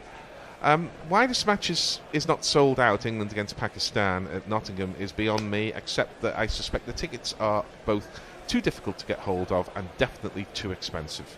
Well, I'll break off. Stokes is in, and this is pulled by Imam to deep square leg, and the man runs round there and returns it. Slightly scrappy return to Joss Butler, and they're through for another single. Ben Stokes conceded 7 so far from 1.5 overs. Yesterday's match was one of the ones that I asked for in the ballot and didn't get, and then when I was watching it on TV I saw tons of empty seats in the Oval yesterday. And Busfield was tweeting me saying, no, it's full. No, Steve, it wasn't. It wasn't just the corporate seats. There was loads of seats. 111 for 1. I just find it unbelievable. This ball's off an inside edge, almost goes back onto the stumps from Babar Azam, but it doesn't. Dribbles through to Joss Butler. It's the end of the over. 20 gone. Pakistan 111 for 1. Imam has 44. Babar Azam 21. Bet your way with Gorilla Cricket. We partnered with Betway to bring you daily World Cup special offers. Available only to Gorilla Cricket listeners. Sign up at betway.com/GC Radio. That's betway.com/GC Radio. And help keep the bear up to his neck in beers. You get so terribly unruly without it. I mean, unmanageable. Turns into a bit of a bear, really. Nobody wants that. Do you want that? No. I didn't think so. God, blimey, restricted view ticket at this for this match is £100. I know, it's absolutely sold out. Well, where are they then? I'd quite like a restricted view at this point because it's pretty boring. Down the wicket to Mowing's first. Oh, what a catch! Another great catch. Not quite in the Ben Stokes class, but Chris Wokes has taken a tumbling catch at deep long off, and second wicket has fallen. Imam has gone for 44. You silly little boy, what on earth were you playing at? Oh! That was a lovely catch. Well, he came down the wicket and he played an inside-out shot, trying to hit it over the offside. Of course, now outside the power plays, you can have 2 men back. Wokes was down on the long off boundary. He dived to his right and took a really good catch. It was quite sweetly timed. It was going away from him, and he dived sideways, took it with both hands. And as for some reason they roll over and they end up facing the crowd when they get up and salute them. I don't know if that's a kind of mathematical imperative, but a good catch. Imam, having done some hard work and battled through, has gone for 44 off 58 balls. Caught Wokes bowled alley, and second wicket down. It's the England. One of these slow bowlers who does a little bit with flight, but mainly sort of with darts, bottles you up, and then. You get a leading edge back to him, or no, he is Welsh. If Nestle Ball wants to do his accent. Well, talking of accents, there's been a tweet about such. But first off, Nakul Pandey says South Africa played into Bangladesh's hands by winning the toss and fielding first. Bouncer from Wood and goes over the ducking Babar Azam. The ducking Babar. No run. Bangladesh's strength is their experience and settled batting lineup, whereas South Africa for years have struggled with 300 plus chases. And Otto Sayman says at least Protea, Fire and Bangladesh delivered the first full 50 over a side match of the World Cup, and we almost had a thrilling finish. Was never quite heading for a thrilling finish. Yeah, you thought maybe no. It petered out. Tim Part says rhombus. I'll break off. As Wood's in, and this is strapled with no timing whatsoever from Babar Azam. It was a short ball. It was outside off stump. And he was through the shot far too quickly, and he sort of toe-ended it, and it sort of looped in the air, but well short of the man at mid-on. Tim Part, rhombus. There's been another murder. Jesus, laddie, victim. A Yorkshire accent rhombus. Oh, I can't do a Yorkshire accent. You do a pretty good Essex accent. Depends what you consider to be an Essex accent, really. As this ball's short again from Wood, but not a bouncer. And Babar Azam goes as if to make to hook it and then pulls out. And Wood's got himself 3 dot balls at the start of this over. Coming late home on Saturday night, it seemed like most of Essex had been to the K-pop thing at Wembley Stadium, or the Tottenham defeat from White Hart Lane, or whatever they call it now. Yes. It was quite a sight coming home on that train. Your accent is a lot less extreme than some Essex accents I know. This ball is more towards the waist. That's a decent shot from Babar Azam. It's the first boundary for what seems like absolutely ages. He pulls it between the two men at long leg and deep square, and it's one of these. My name is Lakhan. My name is Lakhan. Those Essex accents you're talking about, Gary, aren't Essex accents. They're East End Overspill. Oh, is it? Yeah. Well, they all moved out to Romford and after Chingford the war.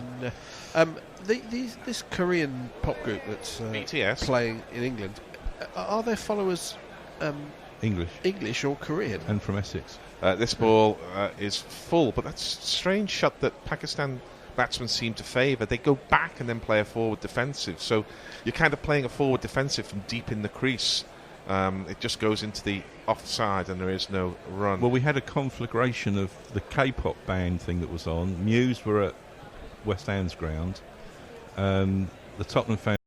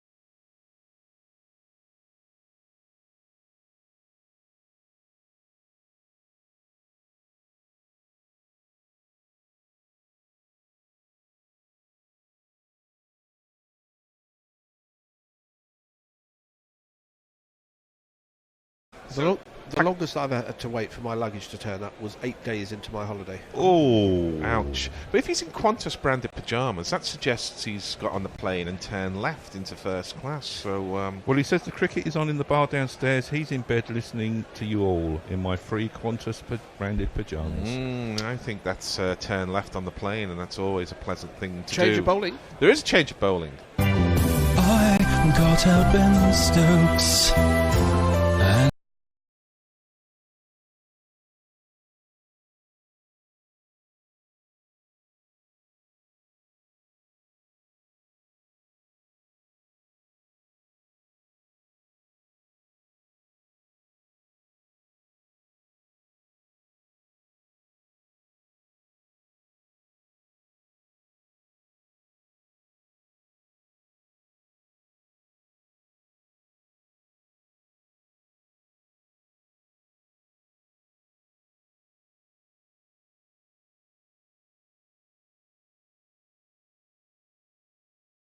he calls me.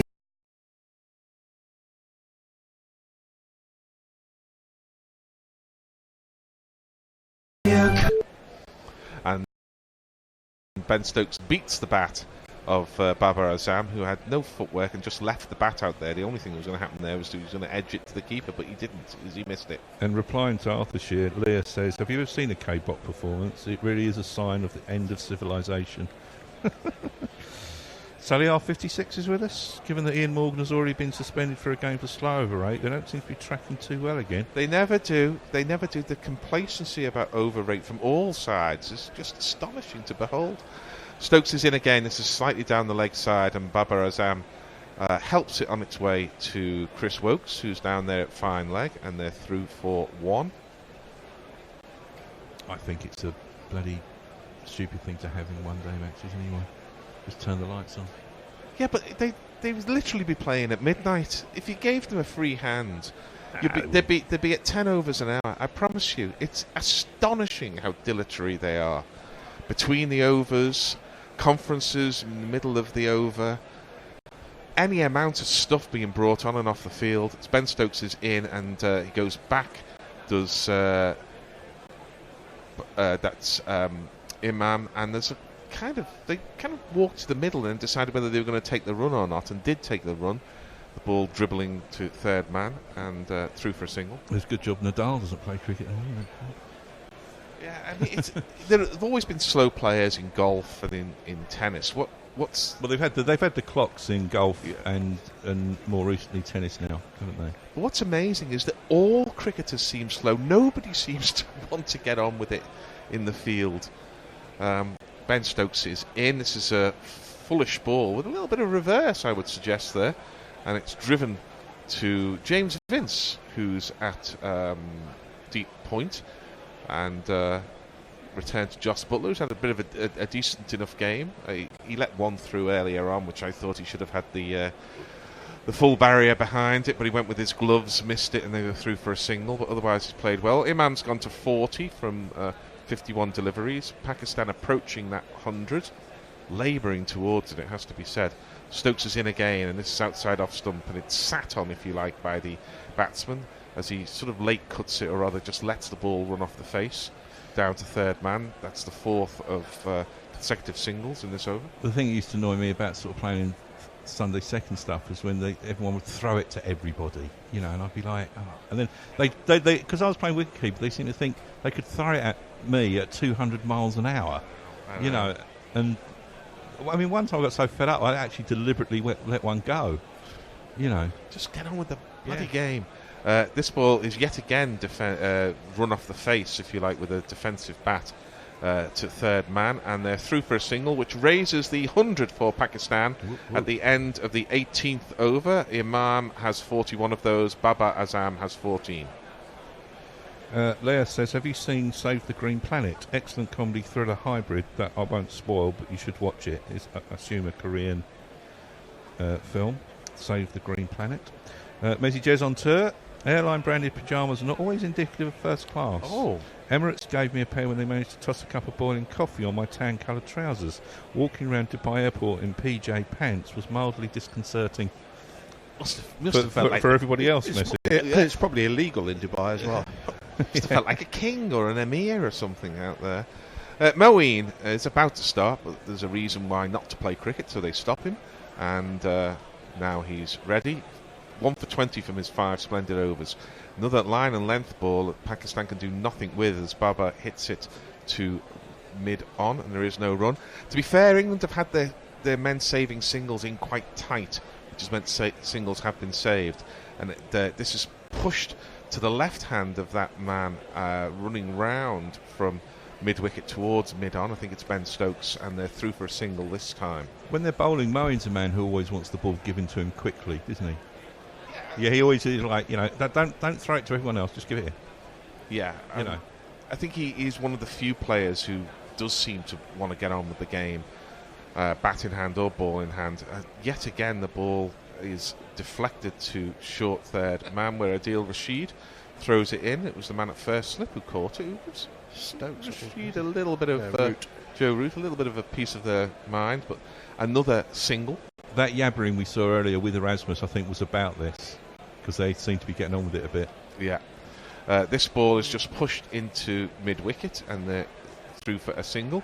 We're pretty much defining the boring middle overs. I'm sorry if the commentary is reflecting that, but it's not riveting stuff, really, from Pakistan here.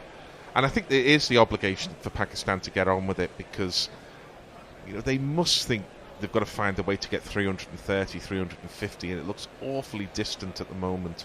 103 for 1, deep in the 19th. Goes back again, does Imam, and plays a shortage ball to mid-on, or long-on, and they walk an easy single. Now has 43 from 54. They need to get the hurry on a bit, don't they? Well, they need to show some positive intent, because it's not like England have had to run round the boundary to save the boundary. And this is hit high and handsomely. It bounces just inside the boundary, almost decapitates Phil Brown, who's on the camera there. And the first sign of aggression for an absolute age brings one of these to Babar Azam. 2, 3, 4. Isn't that Iman? I think it was Babar Azam, because they flick it round for the end of the over with the strike, and it was right-handed, so it was definitely Babar Azam. And why I was saying that, there was no real difference in the ball. It's just that he went through with the shot, and you just wonder whether that could have happened a few overs earlier. Ravi Nair's with us. Hello, Ravi. Time for some spin all sorts from Root, maybe? No, we've got Mr. Stokes continuing. And Rashid hasn't bowled yet. I know he tends to bowl in the second half of the innings, and England haven't needed a wicket because Pakistan have successfully slowed their own progress. But Imam's on 43, looking to do something about that, as Stokes is in, and he's taken on the pad, ball pitching well outside, off the stump. Leg stump, I should say. And they scuttle through for the leg by Maurice Erasmus, whose mouth seems to go more and more downturned with every passing year. He does have a mouth that in repose looks. You're calling him disdainful. Morose Erasmus. Morose Erasmus, Yeah. indeed. Indeed. Imtiaz Khan says, please someone get the poor guy on the left a pillow. It's very You boring. don't look comfortable here, apparently. Stokes is in again. This is short, and it's an attempted uppercut there from Babar Azam, and he misses it, and goes through to Joss Butler, and Maurice Erasmus, mouth down turn, says that's your 1 for your over. Ghaffar Ahmed says Pakistan win the match. Well, we don't know yet. And Rakesh Raki says England will win the match. And there's lots of people on there saying who will win. They know more than we do. Evidently they do. But you're all welcome. So we'll have a change in the commentary at the end of this over, as Ben Stokes is in, and this is jabbed by Babar Azam to third man. A lot of runs have gone down there, but only singles in the main. I think, in fact, only singles gone to third man. We have had a 4 to third man. Have we? I remember playing the jingle. Fair enough. Yes, I remember you bringing in the Harry Mix Lime master. music. Yeah, Yes. mix mastering. So a single, though, from that ball. So we're halfway through the over again with just the leg by and the single, as Imam goes back on strike. Trent Bridge still not full, nowhere near full, which I think it's a bit disappointing, really, England playing Pakistan in a World Cup match. This ball is hit quite hard to the man in the Jonty Rhodes position, who I think is Owen Morgan, who shies at the stumps at the Jason Roy. Shies at the same initials as Jonty Rhodes. Yes. And, as indeed is Joe Root. Yes. And misses the stumps. He's a fine fielder, of course, Jason Roy. Why this match is not sold out, England against Pakistan at Nottingham, is beyond me, except that I suspect the tickets are both too difficult to get hold of and definitely too expensive. Well, I'll break off. Stokes is in, and this is pulled by Imam to deep square leg, and the man runs round there and returns it. Slightly scrappy return to Joss Butler, and they're through for another single. Ben Stokes conceded 7 so far from 1.5 overs. Yesterday's match was one of the ones that I asked for in the ballot and didn't get, and then when I was watching it on TV I saw tons of empty seats in the Oval yesterday. And Busfield was tweeting me saying, no, it's full. No, Steve, it wasn't. It wasn't just the corporate seats. There was loads of seats. 111 for 1. I just find it unbelievable. This ball's off an inside edge, almost goes back onto the stumps from Babar Azam, but it doesn't. Dribbles through to Joss Butler. It's the end of the over. 20 gone. Pakistan 111 for 1. Imam has 44. Babar Azam 21. Bet your way with Gorilla Cricket. We partnered with Betway to bring you daily World Cup special offers. Available only to Gorilla Cricket listeners. Sign up at betway.com/GC Radio. That's betway.com/GC Radio. And help keep the bear up to his neck in beers. You get so terribly unruly without it. I really don't manage it. Turns into a bit of a bear, really. Nobody wants that. Do you want that?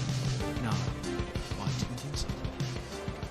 God, blimey, restricted view ticket at this for this match is £100. I know, it's absolutely sold out. Well, where are they then? I'd quite like a restricted view at this point because it's pretty boring. Down the wicket to Mowing's first. Oh, what a catch! Another great catch. Not quite in the Ben Stokes class, but Chris Wokes has taken a tumbling catch at deep long off, and second wicket has fallen. Imam has gone for 44. You silly little boy, what on earth were you playing at? Oh! That was a lovely catch. Well, it looked he like a came good down shot. the wicket and he played an inside-out shot, trying to hit it over the offside. And of course now, outside the power plays, you can have 2 men back. Wokes was down on the long off boundary. He dived to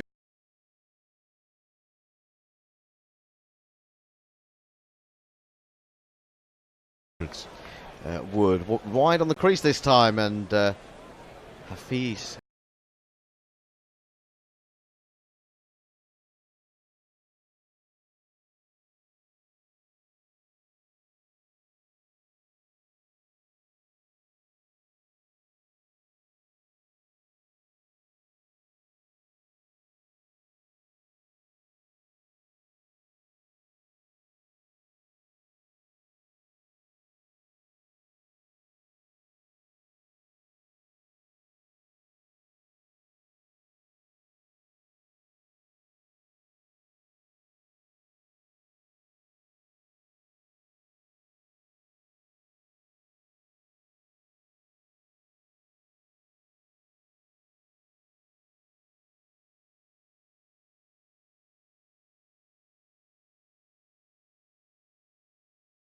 For bat one way or the other and do a McGrath and caught at first. But you think from his pace, and he would get a few more wickets. I think that he's one of those certain bowlers who just are able to make things happen. I think Moeen's a little bit like that, and doesn't necessarily have to be bowling brilliantly to pick up wickets. This is a good straight delivery. They're pushing up to mid-off. He's running, and in comes Archer, throws to the striker's end, and out of the ground comes the leg stump, goes flying. That's the second time he's hit from mid-off, Jofra Archer, and the second time that the batsman's been well home. But it does show some great fielding ability. Yeah, I agree with you, and I'd love to be more positive about Mark Wood because I think he's a good personality. He's wholehearted and he tries, but there just aren't enough tricks in the locker for me. Well, I've always thought that he doesn't bowl enough slower balls, especially in this form of the game. You've got to have something else. I don't know whether he started to develop one now, but I think there has to be a little bit more than just the raw pace, yes. unless you are absolute express. He's in again, bowls, and the Sarfraz opens the face, prods it wide, backward point. Roy round, he hurls at the striker's end. Morgan is there to back that one up. They've got through for another single. Now, some listeners may be thinking, well, you know, it didn't harm the West Indies quartet back in the day, you know, to have raw pace. Michael Holding didn't necessarily move the ball much in the air or off the seam. But they were different days, you know, no helmets, not as much body armour, and no bowling machines whereby sort of tail-end batsmen or certainly lower-order batsmen could practice against the extreme pace. And it's much less of a weapon than it has been. Tries looking for the Yorker. It ends up being a low full toss, and it's met well by Hafiz, and it's going to run straight down the ground. No need for Archer to go after that. It's 4 runs, and it's Hafiz's 50.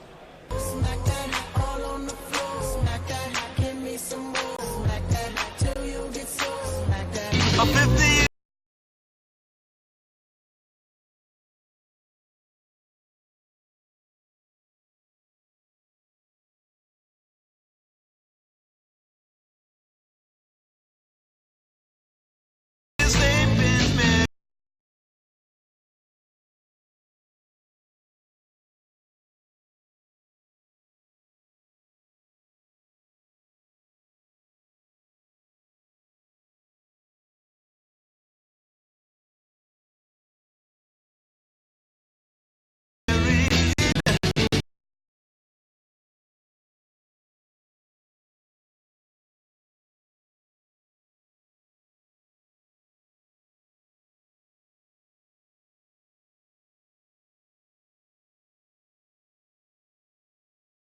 They can't wait for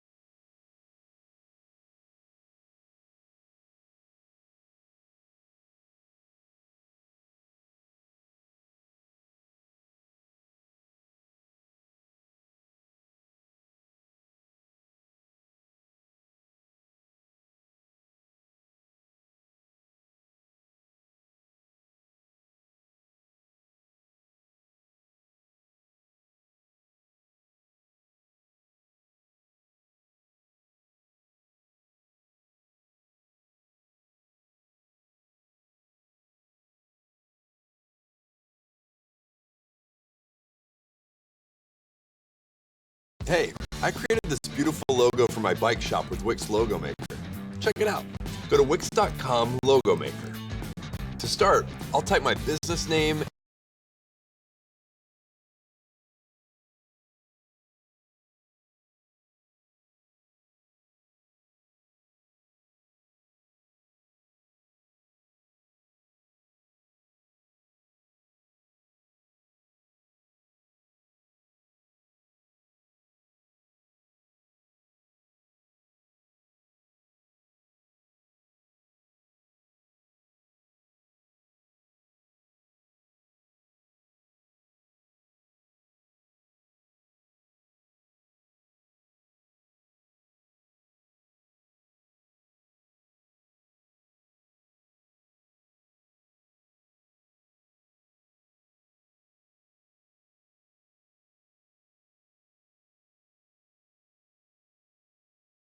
Catch can turn the tide in your favour. Well bowled from Moeen Ali. Saw him come in, just dropped his length. It's bowled on average a little bit slower today. Usually operating at around 90 kilometres an hour. Just a bit less than that today, about 87. But yeah, just going back to fielding. so disciplined in that first match. They held all their catches, good across the ground. That stunning catch from Ben Stokes. Throws in, were over the top of the stumps. Safe. Gets over Rashid. And will also go for 4. At the end of the over, it's 218 for 3. Who says being cheap is a good thing? We do. Cheapaware.com. There's nothing wrong with being cheap, with having fun, with saving money. So go ahead. Be smart. Be cool. Be cheap.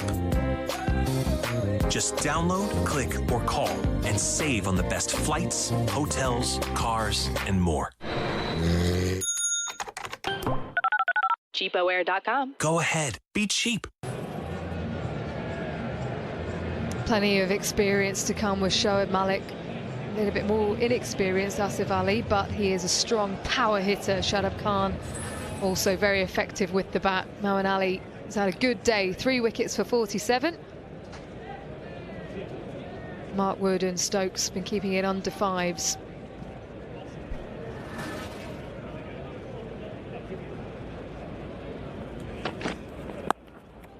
Slower ball. He's come in, Sarfraz, at this stage of the game to dominate his spin, because he is not as effective against pace as he's against the off spinners and the leg spinners. And here's an example of why he's out there. He'll keep on teasing you, punching you with shots like that. Played the field beautifully.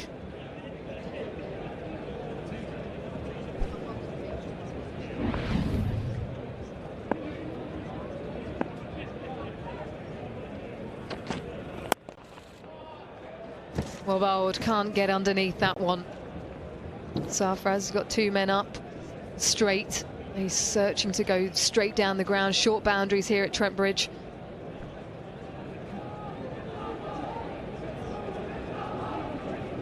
Right, and looking a bit greedy, Sarfraz, because there's that invite of mid-on and mid-off, and you can, if you get the length, and if you play with a positive intent and mindset, which has got to be that exactly for Pakistani skipper, you can achieve a result, a good result. We were talking about the wicket-keeping of Jos Buttler and how good he has been, especially with this stumpy of Fakhar Zaman. He starts off wide so he can get a good sighter. Great width of the legs to give him a good base. Look at that black line from heel to knee, knee to hip, and then to the head.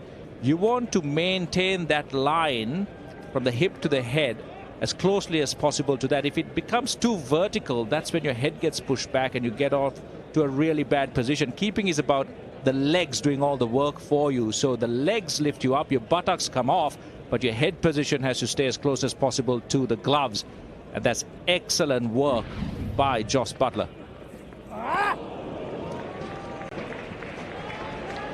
Sometimes as a wicketkeeper, you think too much about your hands and not enough about your body position. And the moment your upper body gets too vertical, that's when you push hard with your hands, you lose control of your gloves, and you make a lot of mistakes. But here, just great positioning. Allows give in the gloves, quicker to the stumps, and a really solid base. If anyone's watching, wicket-keeping first lesson of the day, good strong posture, powerful leg to get your head to the ball. Strong quads, strong glutes. Lovely bit of analysis there, and another misfield. So a little bit sloppy from England today, perhaps a bit too eager to the ball.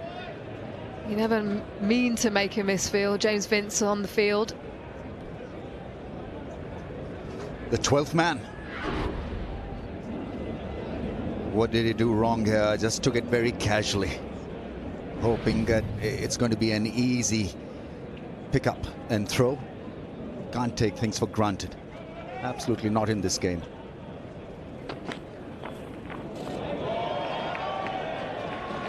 We'll see what he's trying to do. Just bring it back into the right-hander, just straying in line on this occasion. Maybe even search for some reverse. England just a bit scruffy, where they need to be just on the ball more. look to get the disciplines right. Little things can mar the contest. You've got to go out there in the break thinking that they can do this quite easily, not moan about the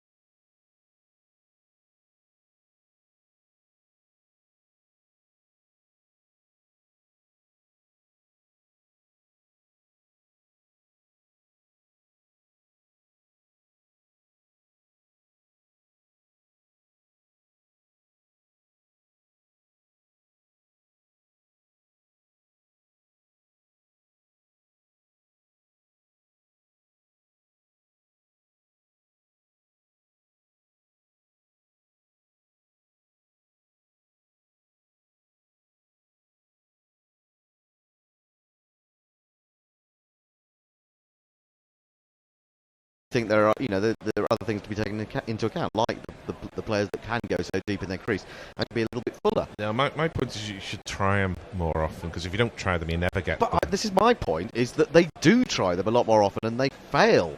Anyway, Wokes is going to come back into the attack. Yeah, but Warboy Palmer's point about comparing fast bowlers to racehorses as athletes. What about greyhounds? They're athletes. That's true. My sister's greyhounds never get injured.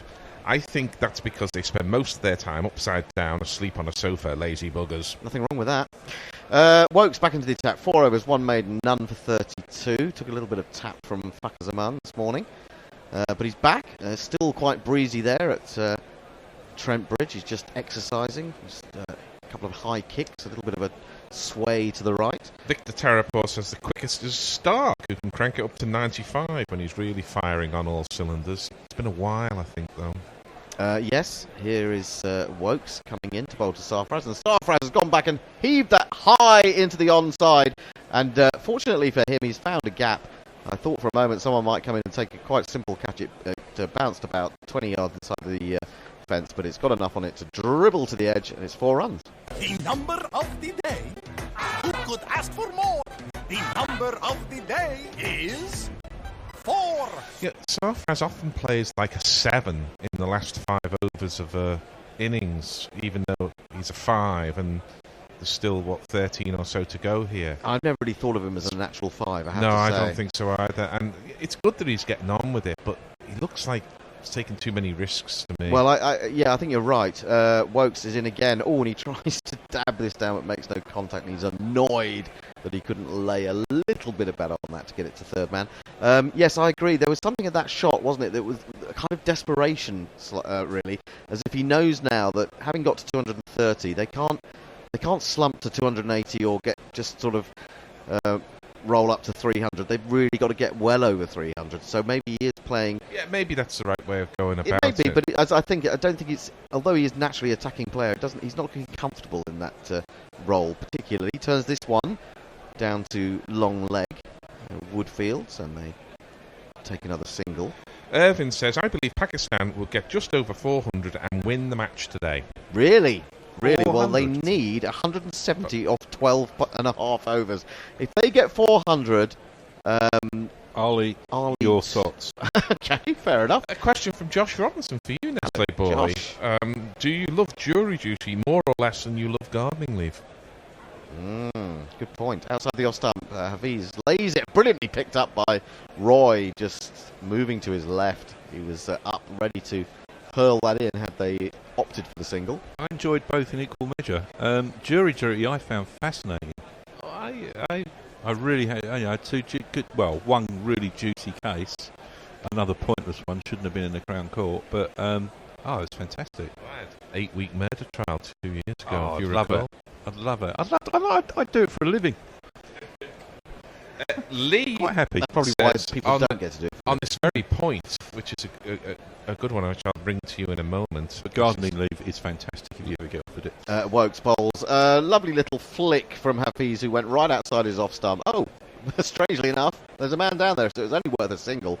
You wonder whether a shot like that is worth it for the single. Anyway, 232 for 3. Hafiz 55. Safraz 17. Lee points out quite rightly, considering it's Florida, this is the jury case, it's probably concerning a guy who denies that the 2 kilograms of meth they found up his anus belonged to him. Yeah, it just slipped in there.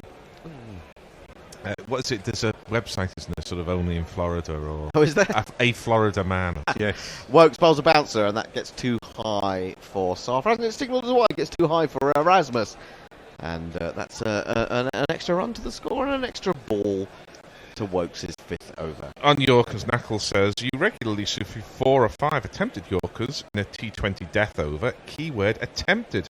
But batsmen are no longer content to stay still and prod at them. They will go deep in the crease, they will go outside off and scoop, they will bat outside the crease. Yeah, I think that's absolutely right. That's how I would see it. I think there is still the attempt to bowl Yorkers, it's just more difficult.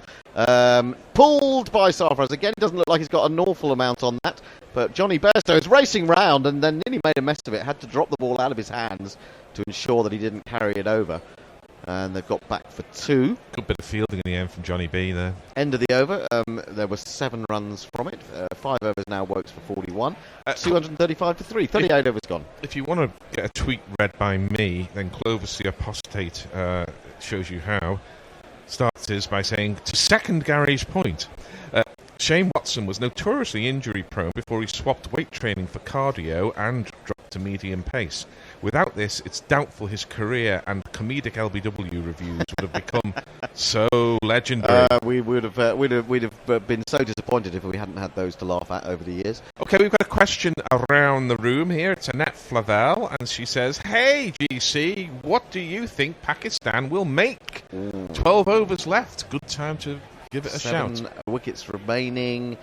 12 overs. I think they're on for 320. I would say 320. Nestle boy? I'm going for 314. I'm going for 325. So Should be about the time it finishes, given how slow England are bowling these overs. That means that we're all within 11 runs of each other. Ben Stokes back into the attack, and he has a jingle that goes like this.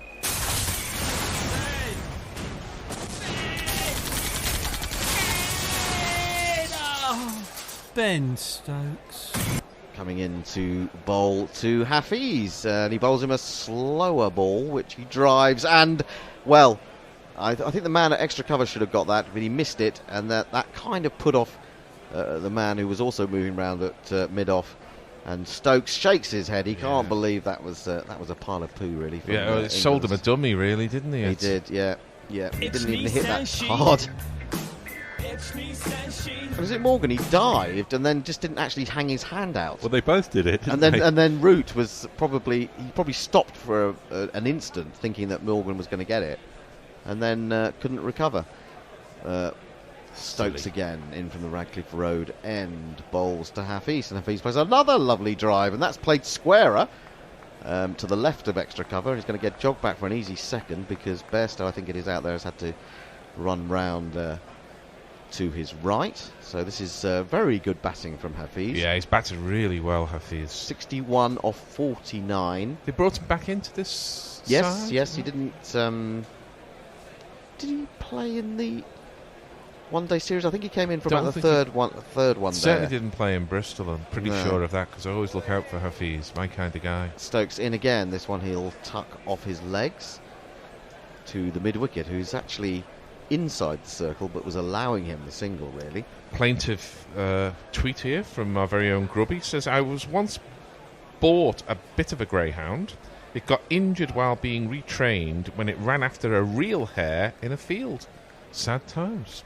Well, I admire that greyhound breaking free and chasing real hares. Well, it's there is a sport called hare coursing, which consists of that. Is it not true that when they're in the traps, greyhounds, this is smeared up to mid-on. The mid-on is quite deep, and he hit it too hard, really, Sarfraz. By the time it got to Wokes, he had no chance of getting through. Smearing is very much what happens when they're in the traps, as I understand. Well, I don't they just hold them by the bollocks basically before they let them out? They smear something hot on their fingers before they do. Imagine they did that before the 100 metres.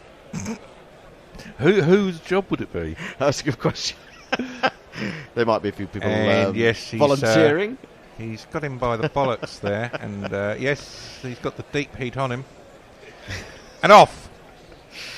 Yes, let's not do Unbelievable. that. Score predictor, according to the TV, is 349. Bloody hell. Well, they might have a chance of doing that if they keep wickets in hand. If they lose a couple of wickets quickly and two new batsmen have to come to the wicket, it could be different. Well, Nakul on that point says Sarfraz has the lowest boundary percentage of any of Pakistan's batsmen, including Hassan Ali and Wahab and... and that's a wonderful Yorker from Stokes. And equally wonderful from Sarfraz to actually get back down on that. That was a clever, slower Yorker from Stokes. Look at this. It's a lovely cutter right up there. And... if he hadn't got the full face of the bat on that, he watched it so closely, literally right under his eyes. And that is the block hole. That is the block hole. Just there. That is certainly the block hole. That was a beautiful delivery. Sorry, I'll finish Knuckles' point. Good cricket all round. I just want to say that. We'll come back to Knuckles' point after this ball as Stokes strides in again. Bowls a short one this time, a slower short one, and it's pulled away by Sarfraz out to deep mid-wicket. They'll take, I think, just the one on this occasion. It says that Sarfraz doesn't have the range of strokes to be a finisher. He's best used as a middle-over scamperer with a fast scorer at the other end, which is pretty much what he's been doing here. Yeah, well, he's quite an attacking batsman, but as you say, he's not a massive hitter. So in games where you don't need... He's one of those guys who can score quite quickly in Test cricket when you don't really need to be hitting it too hard. But he is a natural attacking player. Well, we're getting some guesses here. Khaled CZ says, if I was a betting man, which I am not, but I would say Pakistan 278 all out and still win. Wow! What? So they're only going to get 35 more? They're going to lose 7 wickets for 35, which has happened. If you are a betting man, you can sign up and get special odds for Guerrilla Cricket through Betway. Betway.com/GC Radio will get you that, and it also helps us out. I signed up the other day and didn't get the special odds. Well, because I didn't know that I'd already had an account with them. Well, there you go. That you have to open a new account. Yes. Here is Woke starting his 6th over, and Sarfraz has given. Well, he's just said here are the stumps. Hit them if you want to. As it is, he's dragged it up to mid-on, and they've got through for a single. Ed Benson says, I agree with Hendo on Yorkers. Sorry to mention it again, but if you watch the Nasser Hussain masterclass with Jordan, he shows that the area for landing a Yorker has significantly decreased, and too full or short, very hittable. Stats say more so than other deliveries. Also, that ball that you go back in the crease to, so deep in the crease to, and it is right up there. I think that shot, I don't think you'd have been able to play that shot with bats of yore. This is drop down square on the offside. It allows them to come through for a single. Bats of yore. These bats, the bats have these bigger middles. They have lower middles, and they are much. They they just have much more spring in them than bats of my era did. It's true. Messages on tour says 345, so he's more optimistic about Pakistan's batting. And Jane with the Y says, I never get picked for the jury. I have a low report number, so I expect to be called up to a courtroom early. So she gets binned off, I think is the expression that's used these days. Wokes again, and he follows Sarfraz, but Sarfraz swings it away anyway to deep square leg where Bairstow feels they take a single. You were the foreman, Gary, weren't you? No, I was not. Oh, I was. I was the foreman. Oh. Yeah, yes. That was the first time I did jury service. That was at Southwark in the mid-90s. Yeah, I was Did you like Crown Court, the old series? Bom, bom, bom, bom. Never watched it. No, that's Mastermind. Dun, Yes. dun, dun, dun. God. Dun. Know your theme tunes with Gary Naylor. This one is a slower, shorter one that comes into Sarfraz, or Hafiz rather, and he lays it down again to third man. I tell you, maybe they're all from the Tony Hatch stable or something, because Crown Court's awfully like that. But you're right, that's definitely Crown Mastermind. That's just a random load of noises. No, it wasn't. That was beautiful. What are you talking about? 4 runs off this over. 2 balls remaining of my stint, and then it's time for a bit more Gary. It's a bit more time for not Fred. Get him back. Short ball, giving himself room, and then slapping it over the top of mid-on with a cross bat. Sarfraz is doing this quite well. It's gone for 4. 250 up.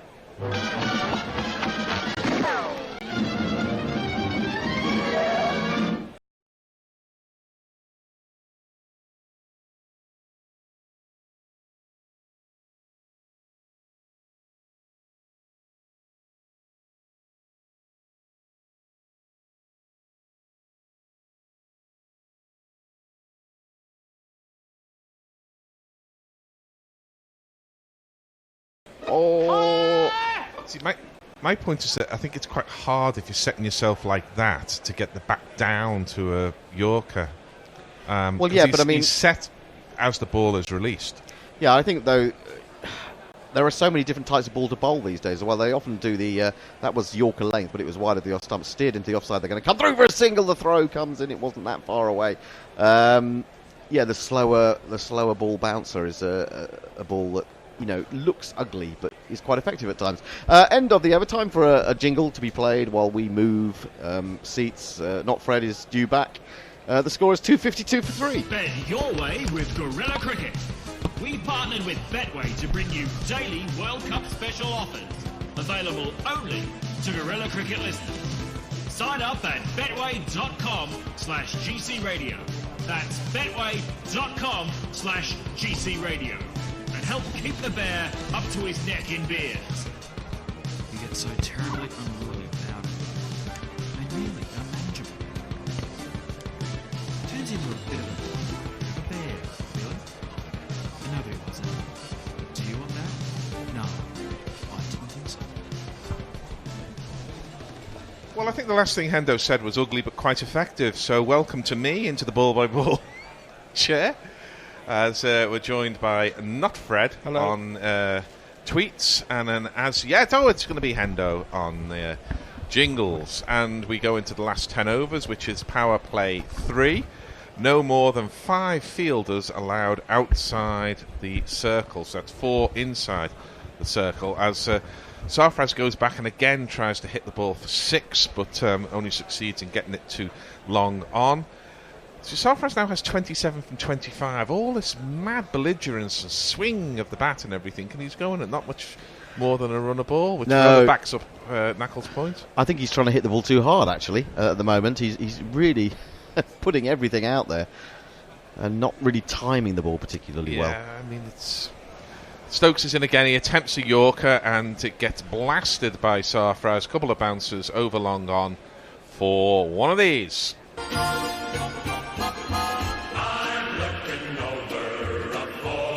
Bloody stupid delivery from Ben Stokes. Don't know why he was bowling the Yorker there. Nah, rubbish. And it wasn't quite right, and it was foolish. He got the front leg out of the way. That's another thing batsmen didn't used to get the front leg out of the way in any form of the game. Well, that's diminishing that size of the Yorker area. But he does get the Yorker right there, speared in, toe-crushingly. More Mad Max references. as Sarfraz just got an inside edge onto the toes, and it went into the offside, and they got a single. Sarfraz raised his scoring rate a little now. It's 32 off 27. Pakistan 257 for 3, and they have 9.5 overs left to get up to a competitive total. Yeah, well, on my basis, they're only going to get 63 off the last 10. They might get more than this. I mean, if Sarfraz stays out there, doesn't throw it away, which he seems to be threatening to do almost every ball. Well, the run rate's back above run a ball, 6.35. For a long time in my previous spell, it was dropping as low as 5.5. And Hafiz plays a beautiful, beautiful roll of the wrist pull shot there. What a classy man he is when he's in form. All the way to deep square leg for one of these.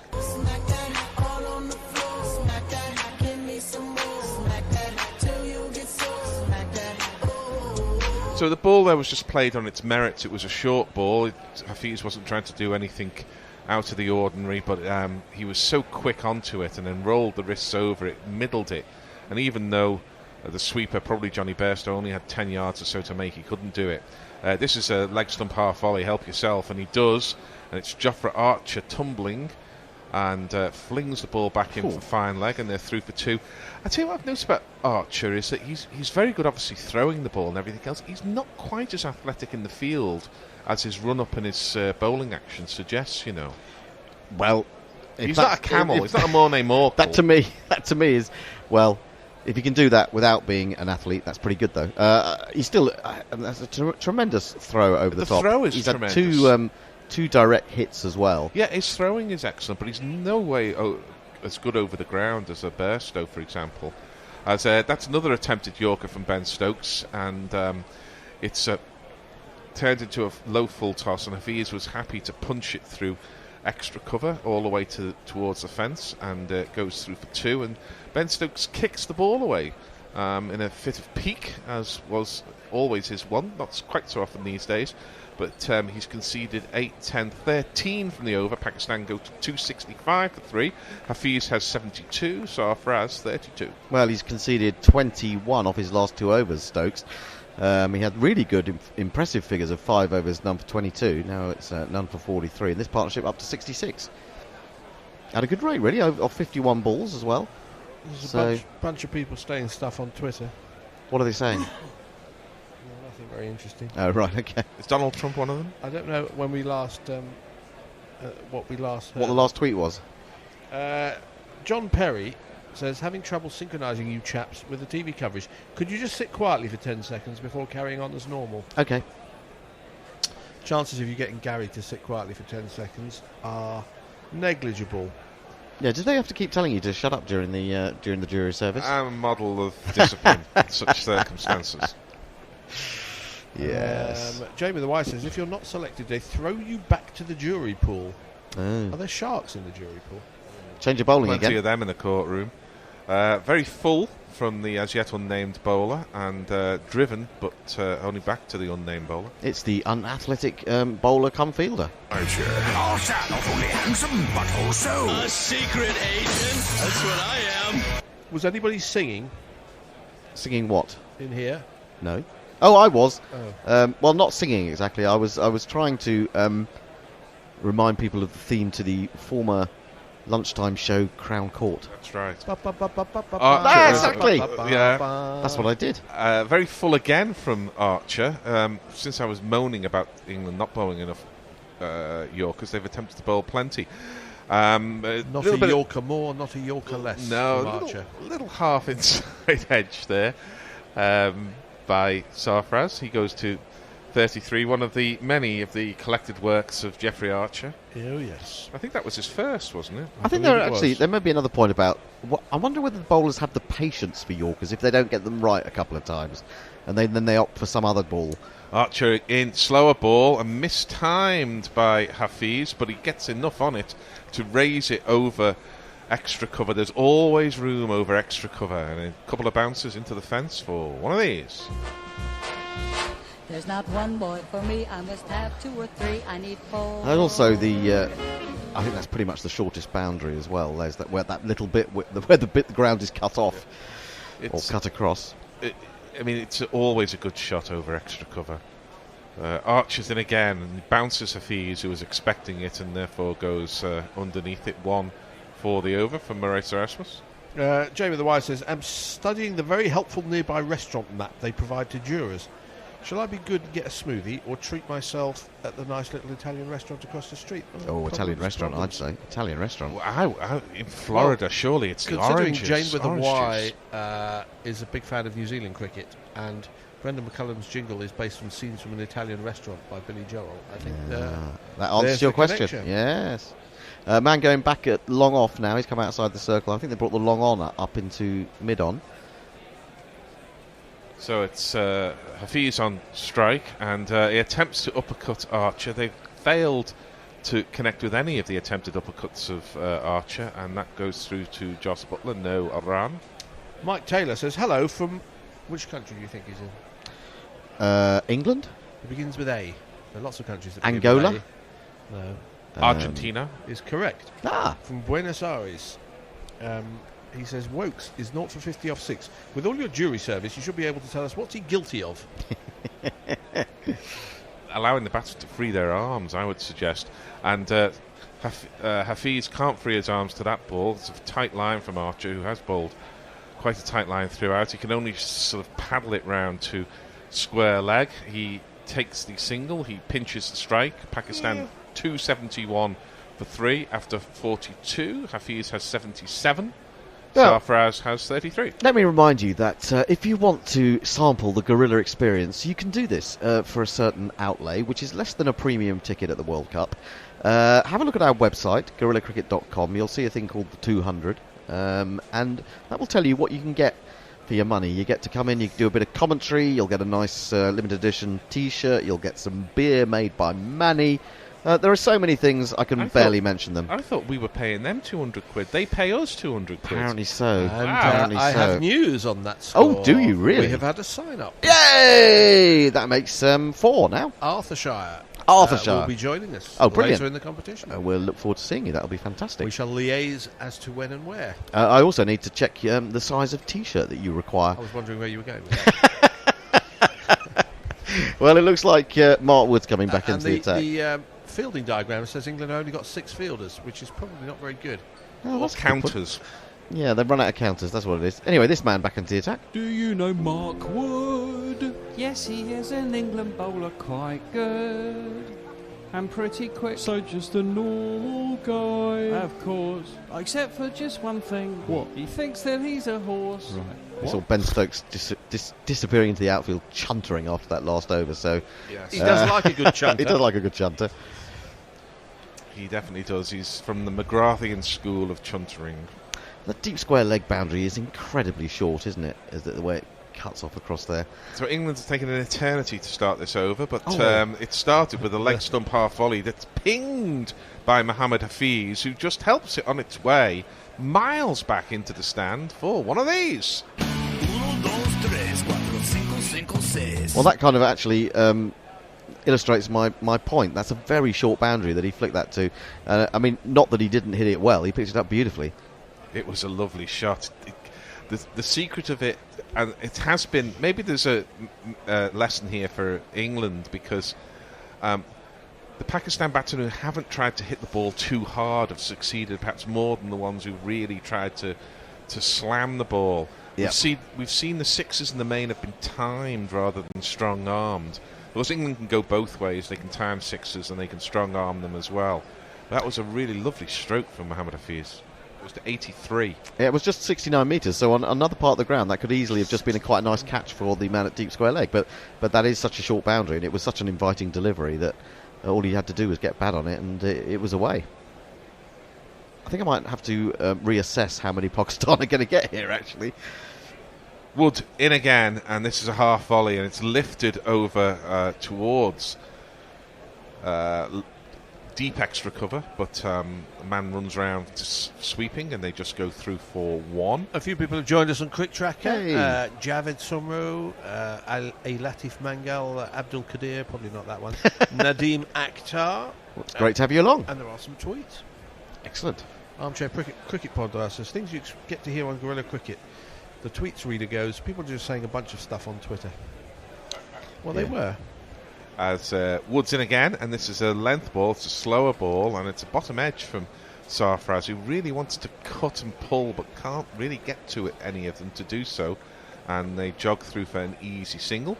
He's just over trying, isn't he? He's just trying so hard that he's tensing up at the inopportune moment. Well, really. Sherpa. With Hafiz playing so well, maybe you should just sort of dab it down, take one, and get Hafiz back on strike. That might be the wise way to play, yeah. They found some more counters for the England field. The Mahjong board is back. Fallen off, they'd fallen off. And it's Wood again, slightly wider on the crease, but it's a half volley outside off stump, and it's hit straight, or not so much straight to, but he's picked out the man for England. Chris Wokes running round, taking what was a tricky catch, but it's the easiest of the three that he's taken. And Pakistan lose their fourth wicket. Mohammad Hafiz out for a splendid 84, but he'll be disappointed he didn't really try and hit that for 6. And although there's always room over extra cover, Wokes ran round well and took a fine catch. Oh, actually. On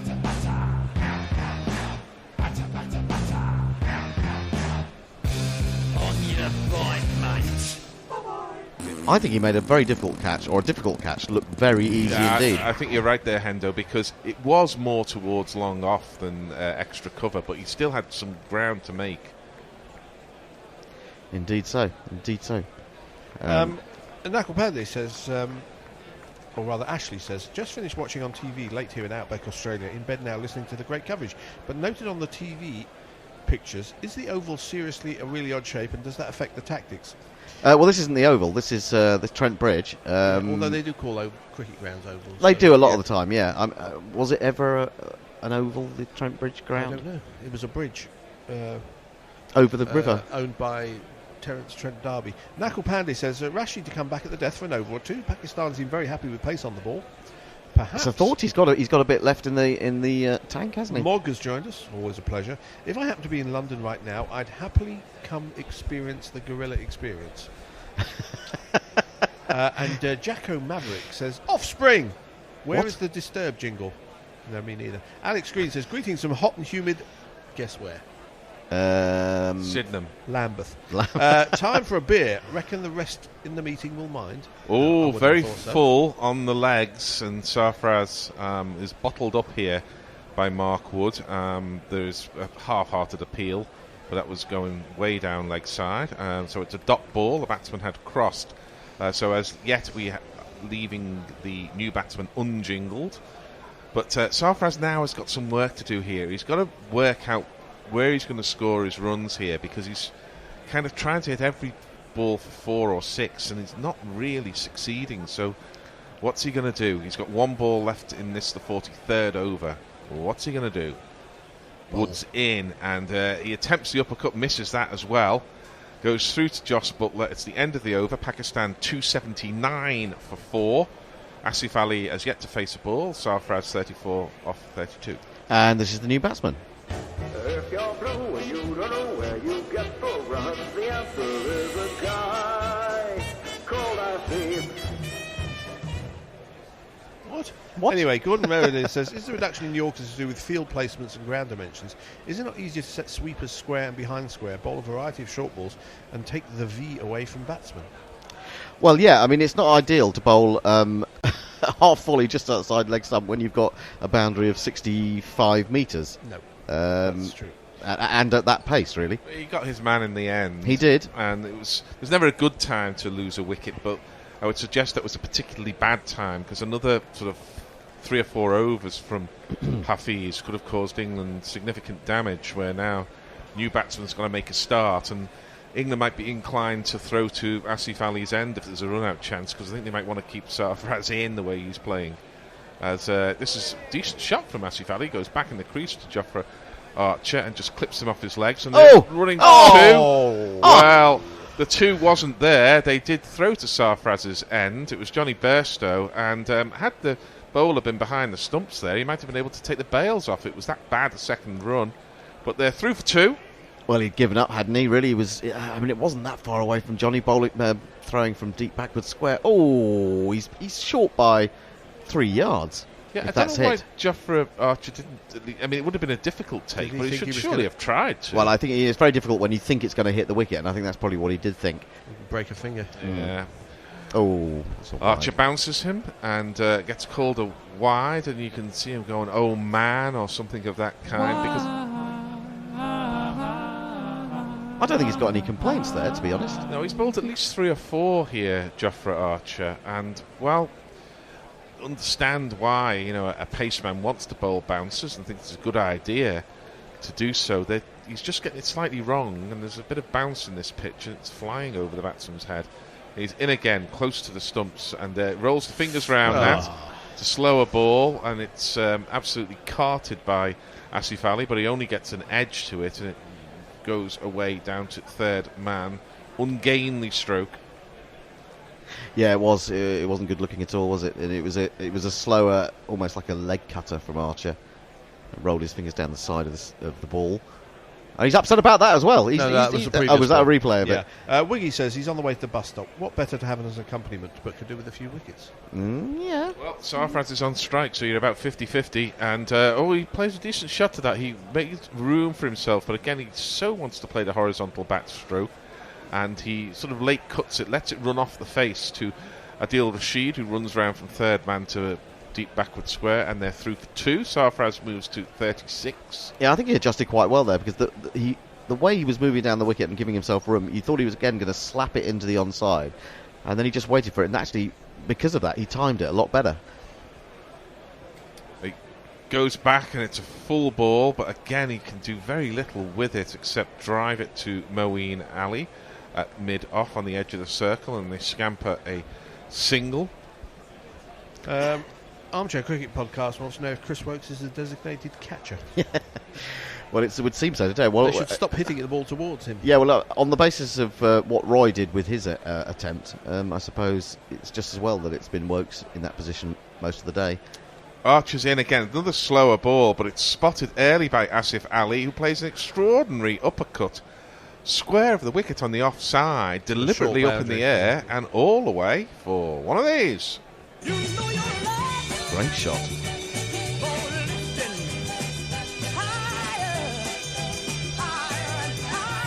I mean, what impressed with that is he had to wait, and often you mistime the ball when you have to wait, but he waited so long that he got it right off the middle of the bat, up in the air, and Jofra Archer sucks on a thoughtful tooth and gives us a beaming smile.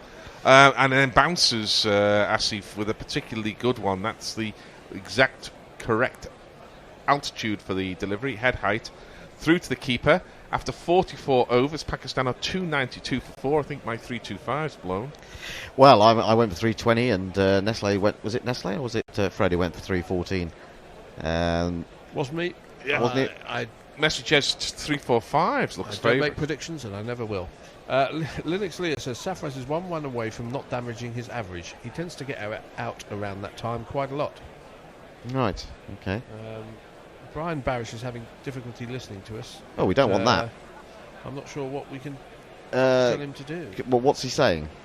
He's been saying for a while he's pressing the listen button on the website. Maybe you should turn it off and turn it back on again. Hello, you should work in IT support. I do. Sarfraz attempts to hit this ball in the air, and the all-purpose England fielder Chris Wokes couldn't quite get there. Not unsurprisingly, seeing as it was well out of his reach. But again, Sarfraz has no timing whatsoever from that delivery from Mark Wood. It was a horrible shank, wasn't it? It got it up high on the bat, and if he'd hit it a bit better, it probably would have brought about his downfall, because that's just short of Wokes diving forward.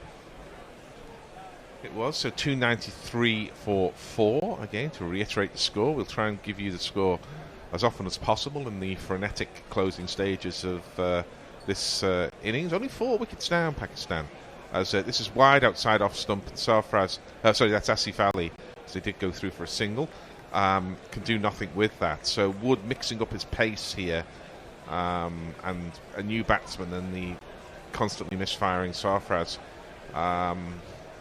I think Wood's quite happy to bowl to these two. Well, I mean, yeah, he's bowled pretty well, actually. He has produced a few variations that have worked reasonably well. And he's by no means the most expensive bowler of the day. Well, he turns and this new longer run-up of his, he's in, goes slightly wide on the crease, and that's a half volley that Asif Ali strong arms. But again, he's got very little timing, and England's all-purpose fielder Chris Wokes comes in slightly, fumbles the ball, and gets it through to Jos Buttler. They were always coming back for 2, and I think the 2 was always going to be there. Pakistan 295 for 4. If Wokes manages 2 more catches, says Yoel, he will equal the record for 5 catches in ODI innings. Who is the current record holder? Are we talking about an outfielder or are we talking about a keeper? Well, it must be an outfielder. 5 wouldn't be the record for a keeper. 5. What, even in a one-dayer? Is it Monty Panesar?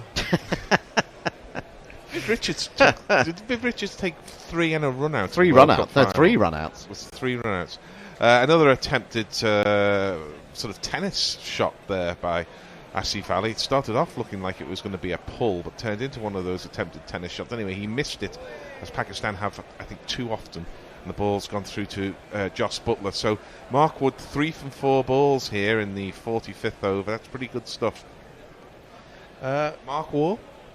Well, we haven't got an answer yet. So All right. Carl Hooper, maybe? I don't know. He used to take a lot of catches. Jaya Wardener off Murray. Wide on the crease again is Mark Wood, and it's strong-armed straight down the ground where Ben Stokes fields and then furiously throws it in, but they're back for 2. Again, he was slightly early on that shot. I thought he was trying to get that round more to cow corner, but it went very straight in the end. Yeah, it was a danger that he and Wokes might have bashed into each other, but it was brilliant fielding by Stokes, really. Arthur Shire and Perko are discussing what's likely to happen when he comes in. You know, the jingle machine breaking down, playing the jingle 4 times, all sorts of things. Well, Perko, I mean, people should know that. I'll come back to this at the end of the over. Last ball in the over, and he gives himself room to Asif Ali. Wood bowls wide, out of reach of the man who had deliberately given himself room, and therefore it's not a wide. It's the end of the over, 297 for 4. I want to say Jeff Perko's made a wonderful jingle for Tony Bishop, one of our commentators. I'm sure most of you know him. Had his 60th birthday party yesterday, and a wonderful jingle was played or made for him by Jeff Perkins, and it went down a storm. Absolute storm. Absolute storm. It was absolutely wonderful. People in surrounding areas of Surbiton were coming out of their houses to see who is this genius.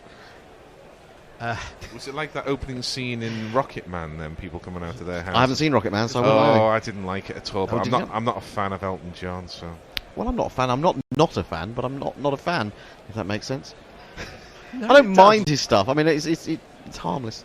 Full from Archer, and again with no timing, Sarfraz gets it to mid-on, and they walk a single. And at its best, 298 for 4. At its best, it's obviously better than harmless. I think your song is a great song.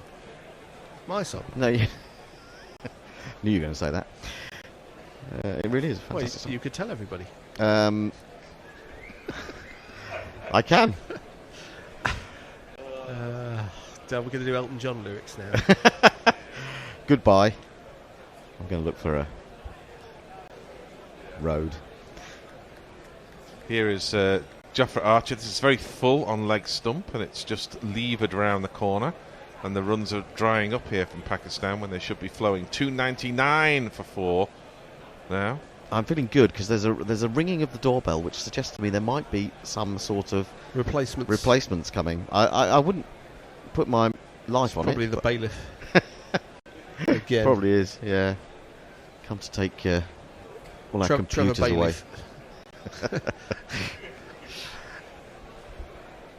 Well, it's probably just someone delivering a package, actually. Rashid Bailey. For next door. This is hit high in the air by Sarfraz. Will this be the end of these? No, somehow it drops on the edge of the circle at square leg. Oh. And they've got 2. The ball was in the air long enough for most of the crowd to run on the pitch and catch it. But no England fielder managed to make it there. And Pakistan have raised the 300.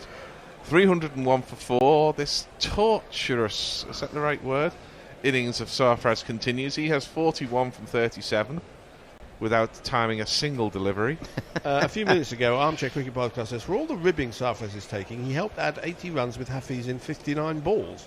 Yeah, no, I mean... While scoring better than the runner ball himself. It's been effective. This is hit high in the air by Sarfraz. Surely somebody's under that. No! It dropped safely again, and they're through for 2. Well, actually, he's made an art of the lack of timing because, again, he mistimed that. If he timed that, he would have been caught. But the two balls in a row, he's completely mistimed pull shots. They've gone way up in the air, and the fielder's been too deep to get in and catch it. I mean, what we've got to look at this innings, it's 43 from 38 now, is I reckon he may have scored 2 boundaries in this innings, maybe 3. And given of those 38 deliveries, the other 35 he has also tried to hit to the boundary. I mean, it's not a great percentage look. But Pakistan are over 300, 303 for 4.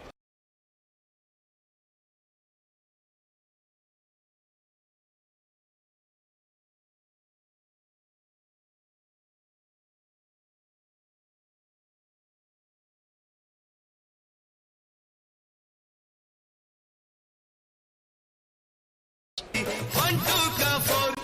Four, two, ka, one. My name is Lakhan. My name is Lakhan. And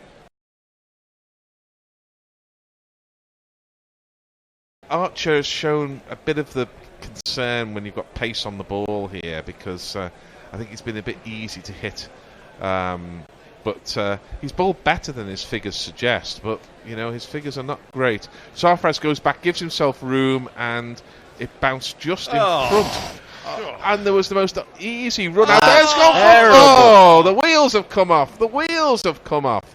But it was Joe Root at backward point. It was the easiest of run-out opportunities, and he just tossed it back, although Joss Butler wasn't at the stumps. He should have been. And in the end, he shied at the stumps. He missed them by a mile. The batsman had given up on getting back to the crease, and it went for buzzers. So did they? I think they got 5 off that. Yep, they will do. Should have been none. What was so remarkable about that was it was only just short of him there at backward point. Nearly turned it into a catch. Then they obviously went for the run anyway. It had gone so quickly to him that there were no way that if he could make a direct hit that they were going to the batsman running to that end was going to be in. And he seemed to deliberately take aim, threw it as hard as he could, and yet missed by a few metres, and it went away between 2 men out on the opposing boundary for 4 overthrows. Joss Butler was running up towards the stumps, and of course these things happen so quickly, it's hard to keep your thinking straight. But had Root just paused for a moment, he could have thrown it to Butler, and Butler could have taken the bails off. He kind of did pause to take aim, I think. That was the strange thing. And he got it horribly wrong. Sorry seems to be the hardest word. Hey. Joe Root. Oh, dear. Yeah, Archer was not very happy with that, has to be said.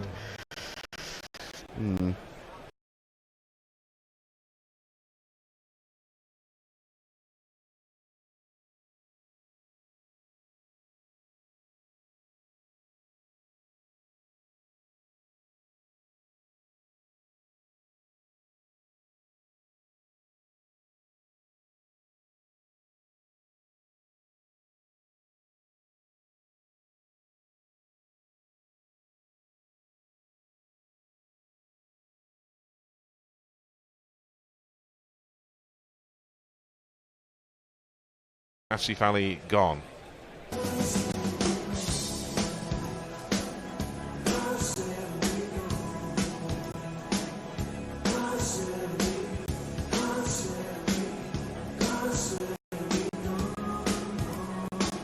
think that is what happens when you time it.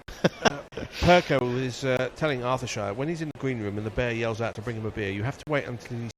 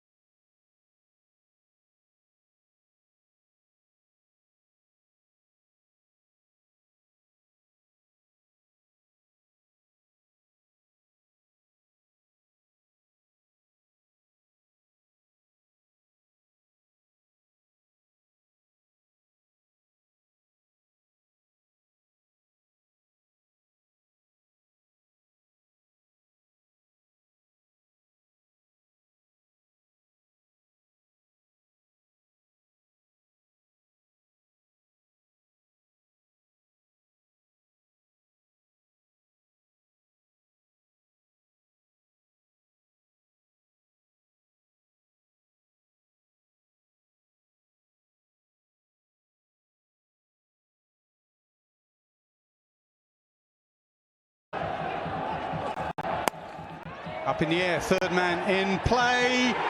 I think he's caught it. He has caught it. You can't keep Wahab Riaz out of the game. What a grab that is. Unbelievable. What a comeback from this man, Wahab Riaz.